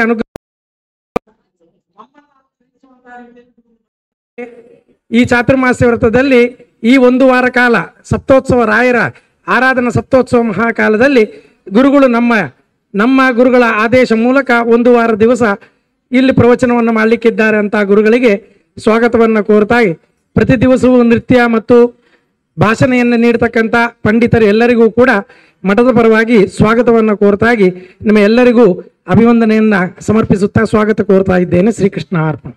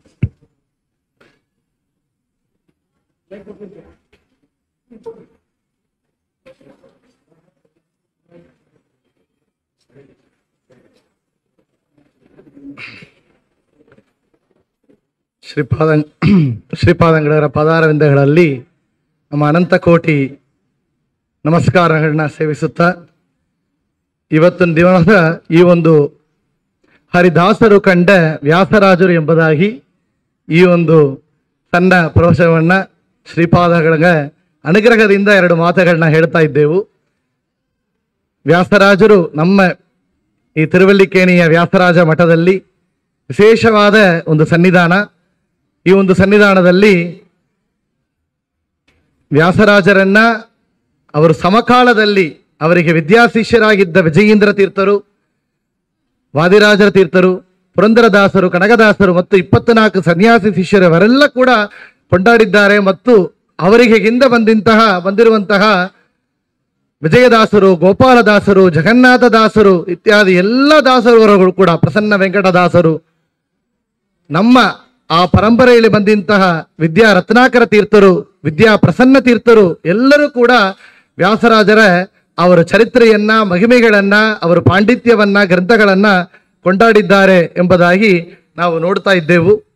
ವಿಶೇಷವಾಗಿ ವ್ಯಾಸರಾಜರ ಪೂರ್ವ ಅವತಾರದಲ್ಲಿ ಅವರು ಪ್ರಹ್ಲಾದರಾಜರಾಗಿ ಅವತಾರವನ್ನು ಮಾಡಿ ಸಾಧನ ಮಾಡಿದವರು ಎಂಬುದಾಗಿ ಕೂಡ ನೋಡುತ್ತಾ, ಅವರಿಗೆ ಬ್ರಹ್ಮಣ್ಯ ತೀರ್ಥರ ಅನುಗ್ರಹವನ್ನಾಗಿ ಮುಂದೆ ಅವರು ಶ್ರೀಪಾದರಾಜರಲ್ಲಿ ವಿದ್ಯೆಯನ್ನು ಪಡೆದವರು ಎಂಬುದಾಗಿ ನೋಡುತ್ತಾ, ಆ ಕಾಲದಲ್ಲಿ ಅವರಿಗೆ ಆದ ದೊಡ್ಡ ಭಾಗ್ಯ ಅಂದರೆ 12 ವರ್ಷ ಕಾಲ ತಿರುಪತಿ ಕ್ಷೇತ್ರದಲ್ಲಿ ಪೂಜೆಯನ್ನು ಮಾಡಿದವರು ಎಂಬುದಾಗಿ ನೋಡುತ್ತಾ, ಅವರು ನಮಗಾಗಿ ನೀಡಿರುವ ವ್ಯಾಸತ್ರಯ ಗ್ರಂಥಗಳು, ಶ್ರೀಕೃಷ್ಣ ಮುದ್ರೆಯಿಂದ ಮಾಡಿದ ಕೃತಿಗಳು ಎಲ್ಲನೂ ಕೂಡ ನೋಡಿದೆವು. ಈ ಒಂದು ಸಮಯದಲ್ಲಿ ಅವರು ಬೃಂದಾವನಸ್ಥರಾದ ಆ ಒಂದು ಘಟ್ಟವನ್ನು ನೋಡ್ತಾ ಇದ್ದೆವು. ಅವರು ನವಬೃಂದಾವನ ಆ ಒಂದು ಘಟ್ಟೆಯಲ್ಲಿ ಮಧ್ಯದಲ್ಲಿ ತುಂಗಭದ್ರಾ ತೀರದಲ್ಲಿ ಅವರು ಬೃಂದಾವನಸ್ಥರಾಗುವಂತಹ ಸಮಯ, ಪ್ರವೇಶ ಮಾಡಿದ ಸಮಯವನ್ನು ಪುರಂದರದಾಸರು ಚೆನ್ನಾಗಿ ನಮ್ಮ ಕಣ್ಣು ಮುಂದೆ ಇಟ್ಟಿದ್ದಾರೆ ಅಂತ. ಚಿತ್ತೈಸಿದ ವ್ಯಾಸರಾಯ ಚಿತ್ತ ಜನಯ್ಯನ ಶಬಗೆ ಅಂತ, ನಿತ್ಯ ಮುತ್ತೈದರೆಲ್ಲ ಎತ್ತಿದರೂ ಆಣತಿಯ ಅಂತ ಅವರು ಬೃಂದಾವನಸ್ಥರಾಗಿ ಅಲ್ಲಿ ಆ ಒಂದು ಸಮಯದಲ್ಲಿ ಮುತ್ತೈದರೆಲ್ಲ ಆರತಿ ಎತ್ತಿದರು. ಸಾಧು ವಿಪ್ರ ಜನರೆಲ್ಲ ವೇದ ಘೋಷಣೆಯ ಮಾಡೆ ಅಂತ ಎಲ್ಲ ಸಾಧು ವಿಪ್ರ ಜನರು ಅಲ್ಲಿ ಚತುರ್ವೇದ ಘೋಷಣೆಯನ್ನ ಮಾಡ್ತಾ ಇದ್ದರು ಅಂತ. ನಾದವುಲ್ಲ ನಗಾರಿಯು ಭೇದಿಸಿತ್ತು ನಾಲ್ಕು ದಿಕ್ಕು ಅಂತ ನಾವು ಕೇಳ್ತಾ ಇದ್ದೆವು. ಆ ಒಂದು ಸಮಯ, ಆ ಒಂದು ಕಾಲ ಹೆಂಗಿತ್ತು ಅಂದ್ರೆ ಪುರಂದರ ದಾಸರು, ಕನಕದಾಸರೆಲ್ಲ ಅಲ್ಲಿ ಚೆನ್ನಾಗಿ ವ್ಯಾಸರಾಜರ ತಮ್ಮ ಕೃತಿಗಳಿಂದ ಹೊಗಳ್ತಾ ಇದ್ರು. ಆ ಒಂದು ಜಾಗದಲ್ಲಿ ಮತ್ತೊಂದು ಕಡೆ ನೋಡಿದರೆ ಸ್ತ್ರೀಯರೆಲ್ಲ ಆರತಿ ಎತ್ತುತ್ತಾ ಇದ್ರು. ವ್ಯಾಸರಾಜರ ಶ್ರೀಕೃಷ್ಣ ಮುದ್ರೆಯಿಂದ ಮಾಡಿದ ಕೃತಿಗಳನ್ನ ಹೇಳುತ್ತಾ ಆರತಿಯನ್ನು ಎತ್ತುತ್ತಾ ಇದ್ರು. ಇಲ್ಲಿ ವಿಪ್ರರೆಲ್ಲ ವೇದ ಘೋಷವನ್ನು ಮಾಡ್ತಾ ಇದ್ದರು. ನಾದವುಳ್ಳ ನಗಾರಿಯು ಭೇದಿಸಿತ್ತು ನಾಲ್ಕು ದಿಕ್ಕು. ನಗಾರಿ ಇತ್ಯಾದಿ ವಾದ್ಯಗಳೆಲ್ಲ 4 ದಿಕ್ಕುಗಳಿಗೂ ಕೂಡ ಶಬ್ದಗಳನ್ನ ಉಂಟು ಮಾಡ್ತಾ ಇತ್ತು. ಆ ಒಂದು ಸಮಯ, ಆವಾಗ ಏನಾಗಿತ್ತು ಅಂದ್ರೆ ಹೇಮಮಯ ಬಿಡಿಯುಳ್ಳ ಚಾಮರಂಗಳನೇ ಪಿಡಿದು ಅಂತ ಕಾಮಿನಿ ಮಣಿಯರು ಕೆಲವರು ಸ್ವಾಮಿ ಎಂದು ಬೀಸುತ್ತಿದ್ದರು, ಎಲ್ಲ ಚಾಮರಂಗಳನ್ನ ಬೀಸ್ತಾ ಇದ್ರು. ಆ ಒಂದು ಸಮಯದಲ್ಲಿ ಹೇಮಮಯವಾದ ದಿವ್ಯ ವಿಮಾನವನ್ನೇ ಏರಿ ಸ್ವಾಮಿ ವ್ಯಾಸರಾಯ ಹೊರಟ ಪ್ರೇಮದಿ ಹರಿಪುರಕ್ಕೆ, ಆ ಹರಿಪುರವಾದ ವೈಕುಂಠಕ್ಕೆ ಹೊರಟಿದ್ದ ವ್ಯಾಸರಾಜರು ಎಲ್ಲಿ ಹೊರಟಿದ್ದರು, ಯಾವ ರೀತಿಯಲ್ಲಿ ಹೊರಟಿದ್ದರು ಅಂದರೆ ಹೇಮಮಯವಾದ ದಿವ್ಯ ವಿಮಾನವನ್ನೇ ಏರಿ, ಹೇಮಮಯವಾದ ಸ್ವರ್ಣಮಯವಾದ ವಿಮಾನವನ್ನೇ ಹೇಳಿ ಹೊರಟಿದ್ದರು. ಆ ಒಂದು ಸಮಯದಲ್ಲಿ ಅವರು ಮಾತ್ರ ಹೊರಟಿದ್ದರ ಅಂದರೆ ಇಲ್ಲಿ ಪುರಂದರದಾಸರು ಎಷ್ಟು ಚೆನ್ನಾಗಿ ಹೇಳ್ತಾರೆ ನೋಡಿ. ಅರವಿಂದಾಸನಯ್ಯ ಪುರಂದರ ವಿಠಲನು ಸಿರಿಸಹಿತ ಬಂದು ಕರಪಿಡಿದು ಎತ್ತಿದ್ದು ಕಂಡೇ ಅಂತ. ಅಲ್ಲಿ ಗಜೇಂದ್ರ ಆದಿಮೂಲ ಅಂತ ಕರೆದಾಗ ಭಗವಂತ ಮುಂದೆ ಹೊರಟಾಮಳ ಲಕ್ಷ್ಮಿ ಬಂದಳು ಅಂತ ಕೇಳಿ, ಇಲ್ಲಿ ಸಿರಿಸಹಿತ ಪುರಂದರ ವಿಠಲ ಅಂದರು.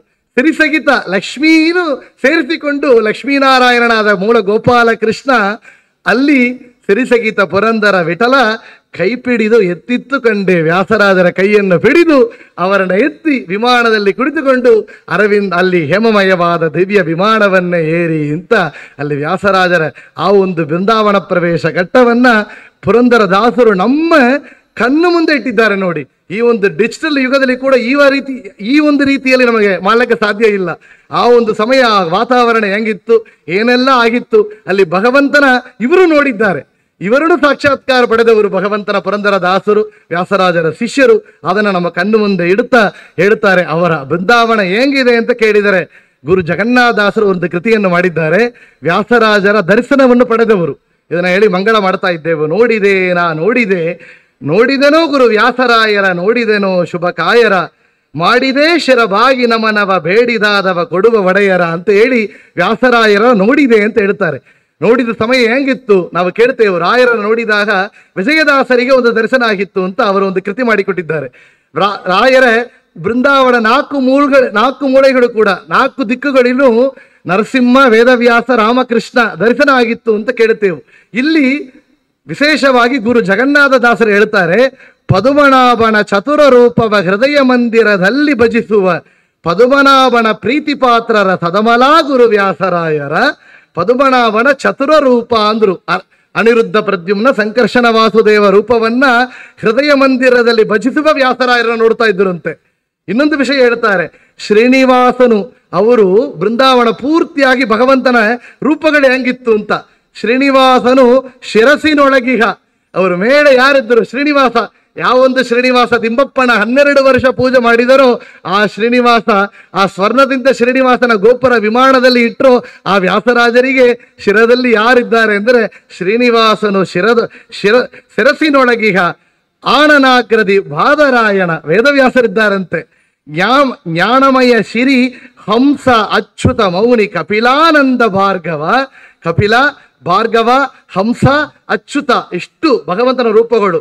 ಮುಂದೆ ಹೇಳುತ್ತಾರೆ, ಮಾನನಿಧಿ ಹಯಗ್ರೀವ ಹಂಸನು ದಾನವಾಂತಕ ರಾಮಚಂದ್ರ ಸದಾನುರಾಗದಿ ತೆನೆಗಳಲ್ಲಿ ಬಾಣುನಂದದಿ ಪೊಡವ ಬಗೆಯನು.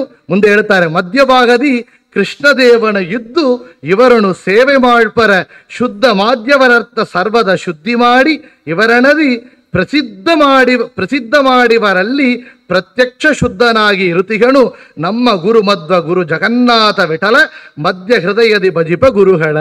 ಇವರ ಯಾರೆಲ್ಲ ಸೇವೆ ಮಾಡ್ತಾ ಇದ್ದಾರೆಯೋ ಅವರೆಲ್ಲಿಗೂ ಕೂಡ ಇವರ ಮಧ್ಯಭಾಗದಲ್ಲಿ ಕೃಷ್ಣದೇವನು ಇದ್ದು ಇವರನ್ನು ಸೇವೆ ಮಾಡ್ಪರ ಜನರಿಗೆ ಅವರನ್ನ ಶುದ್ಧ ಮಾಡಿಸಿ ಅಂದರೆ ಅವರುಗಳಿಗೆ ಕೂಡ ಪಾಪಗಳನ್ನು ಪರಿಹಾರ ಮಾಡಿ ಜ್ಞಾನಭಕ್ತಿ ವೈರಾಗ್ಯವನ್ನು ನೀಡಿ ಸನ್ಮಾರ್ಗದಲ್ಲಿ ಭಗವಂತ ಕರುಣಿಸುತ್ತಾನೆ ಅಂತ ವ್ಯಾಸರಾಜರಿಗೆ ಸೇವೆ ಮಾಡುವವರಿಗೆ ಕೂಡ ಅಂತಹ ಒಂದು ಅನುಗ್ರಹವನ್ನು ಭಗವಂತ ಕರುಣಿಸುತ್ತಾನೆ ಅಂತ ಹೇಳಿ ಆ ವ್ಯಾಸರಾಜರ ಬೃಂದಾವನದಲ್ಲಿ ಅವರು ಯಾವ ರೀತಿಯಲ್ಲಿ ಕುಳಿತುಕೊಂಡಿದ್ದಾರೆ, ಹೇಗೊಂದು ಧ್ಯಾನವನ್ನು ಮಾಡ್ತಾ ಇದ್ದಾರೆ, ಅವರಲ್ಲಿ ಆ ಬೃಂದಾವನ ಸನ್ನಿಧಾನದಲ್ಲಿ ಯಾವ ರೀತಿಯಲ್ಲಿ ಭಗವಂತ ಬೇರೆ ಬೇರೆ ರೂಪಗಳಲ್ಲಿ ಇದ್ದ ಅನುಗ್ರಹವನ್ನು ಮಾಡ್ತಾನೆ ಎಂಬುದಾಗಿ ಗುರು ಜಗನ್ನಾಥದಾಸರು ಪ್ರತ್ಯಕ್ಷವಾಗಿ ನೋಡಿ ಈ ಒಂದು ಕೃತಿಯನ್ನು ಮಾಡಿದ್ದಾರೆ ಎಂಬುದಾಗಿ ಆ ವ್ಯಾಸರಾಜರ ಮಹಿಮೆಯನ್ನ ಅವರು ಬಾಲ್ಯದಿಂದ ಅವರು ಹುಟ್ಟಿದ ಜನನದಿಂದ ಪ್ರಾರಂಭ ಮಾಡಿ ಅವರು ಗ್ರಂಥಗಳು, ಅವರಿಗೆ ಶ್ರೀಪಾದರಾಜರ ಅಭ್ಯಾಸ ಮಾಡಿದಂಥ ಸಮಯದಲ್ಲಿ ಅವರಿಗೆ ಆದಿಗೆ ಬೇರೆ ಬೇರೆ ಘಟನೆಗಳು, ಅವರು ಮಾಡಿಕೊಂಡಂತಹ ಗ್ರಂಥಗಳು, ಅವರು ತಮ್ಮ ಶಿಷ್ಯರಿಗೆ ಮಾಡಿದ ಅನುಗ್ರಹ, ಪುರಂದರದಾಸರು ಕನಕದಾಸರು ಎಲ್ಲರಿಗೂ ಕೂಡ ಮಾಡಿದ ಅನುಗ್ರಹ, 24 ಸನ್ಯಾಸ ಶಿಷ್ಯರು ಎಲ್ಲರಿಗೆ ಮಾಡಿದ ಅನುಗ್ರಹ ಎಲ್ಲನೂ ನೋಡುತ್ತಾ ನಾವು ಅವರು ಬೃಂದಾವನ ಮಹಿಮೆಯನ್ನು ಕೂಡ ಹೇಳುತ್ತಾ ಹರಿದಾಸರು ಕಂಡ ವ್ಯಾಸರಾಜರು ಎಂಬುದಾಗಿ ಈ ಒಂದು ಸಂಕ್ಷಿಪ್ತವಾಗಿ ನಾವು ಈ ಒಂದು 2 ಮಾತುಗಳನ್ನು ಹೇಳಿದ್ದೆವು. ಅಂದರೆ ಶ್ರೀಪಾದರ ಮುಂದೆ ಹೇಳುವಂಥ ಯೋಗ್ಯತೆ ನಮಗಿಲ್ಲ, ಇದ್ದರೂ ಶ್ರೀಪಾದರ ಒಂದು ಪ್ರವಚನವನ್ನು ನಾವು ಕೇಳಿದ್ದೆವು. 20 ವರ್ಷಕ್ಕೆ ಮುಂದೆ ಅವರು ಹೇಳಿದ ಒಂದು ಮಾತು, ಇದೇ ತಿರುವಲ್ಲಿಕೇಣಿಯಲ್ಲಿ ಹೇಳಿದ ಮಾತು, ಅವರು ಮಾಡಿದ ಒಂದು ಅನುಗ್ರಹ, ಅವರು ಕೊಟ್ಟ ಒಂದು ಮಂತ್ರಾಕ್ಷತೆ. ಇವತ್ತು ಅವರ ಮುಂದೆ ಪಾಮರನಾಗಿದ್ದ ನಾವು ಈ ಒಂದು 2 ಮಾತುಗಳನ್ನು ಹೇಳುತ್ತೇವೆ. ಅಂದರೆ ನಾವು ಮುಂದೆ ಹೇಳಿದಂತೆ ನಮ್ಮ ಧಾರಾಪುರ ಕಾಡು ಹನುಮಂತರಾಯ ಸ್ವಾಮಿ ನಮ್ಮ ಪೂರ್ವಿಕ, ನಮ್ಮ ಹಿರಿಯರು ಮಾಡಿದ ಪುಣ್ಯ, ಶ್ರೀಪಾದಂಗಳವರ ಅನುಗ್ರಹ ಅಂತ ಹೇಳುತ್ತಾ ಈ ಒಂದು 2 ಮಾತುಗಳನ್ನು ಸಮಸ್ತ ದಾಸ ಪರಂಪರೆಯಲ್ಲಿರುವಂಥ ಎಲ್ಲ ಗುರುಗಳ ಅಂತರ್ಯಾಮಿಯಾದ, ವಿಶೇಷವಾಗಿ ಇವತ್ತು ವ್ಯಾಸರಾಜರ ಪರಂಪರೆಯಲ್ಲಿ ಬಂದಂತಹ ಶ್ರೀರಂಗದ ಕ್ಷೇತ್ರದ ಶ್ರೀನಾಥ ತೀರ್ಥರ ಆರಾಧನೆ ನಿನ್ನೆ, ಇವತ್ತು ಅವರು ಉತ್ತರ ಆರಾಧನೆ. ವ್ಯಾಸರಾಜರ ವಿಶೇಷವಾಗಿ ಗ್ರಂಥಗಳು, ಲಕ್ಷ್ಮೀನಾಥ ತೀರ್ಥರ ಆರಾಧನೆ, ಅವರು ವ್ಯಾಸರಾಜರ ಗ್ರಂಥಗಳಿಗೆ ವಿಶೇಷವಾಗಿ ವ್ಯಾಖ್ಯಾನವನ್ನು ಮಾಡಿದ್ದಾರೆ ಅಂತ ಕೇಳ್ತೇವೆ.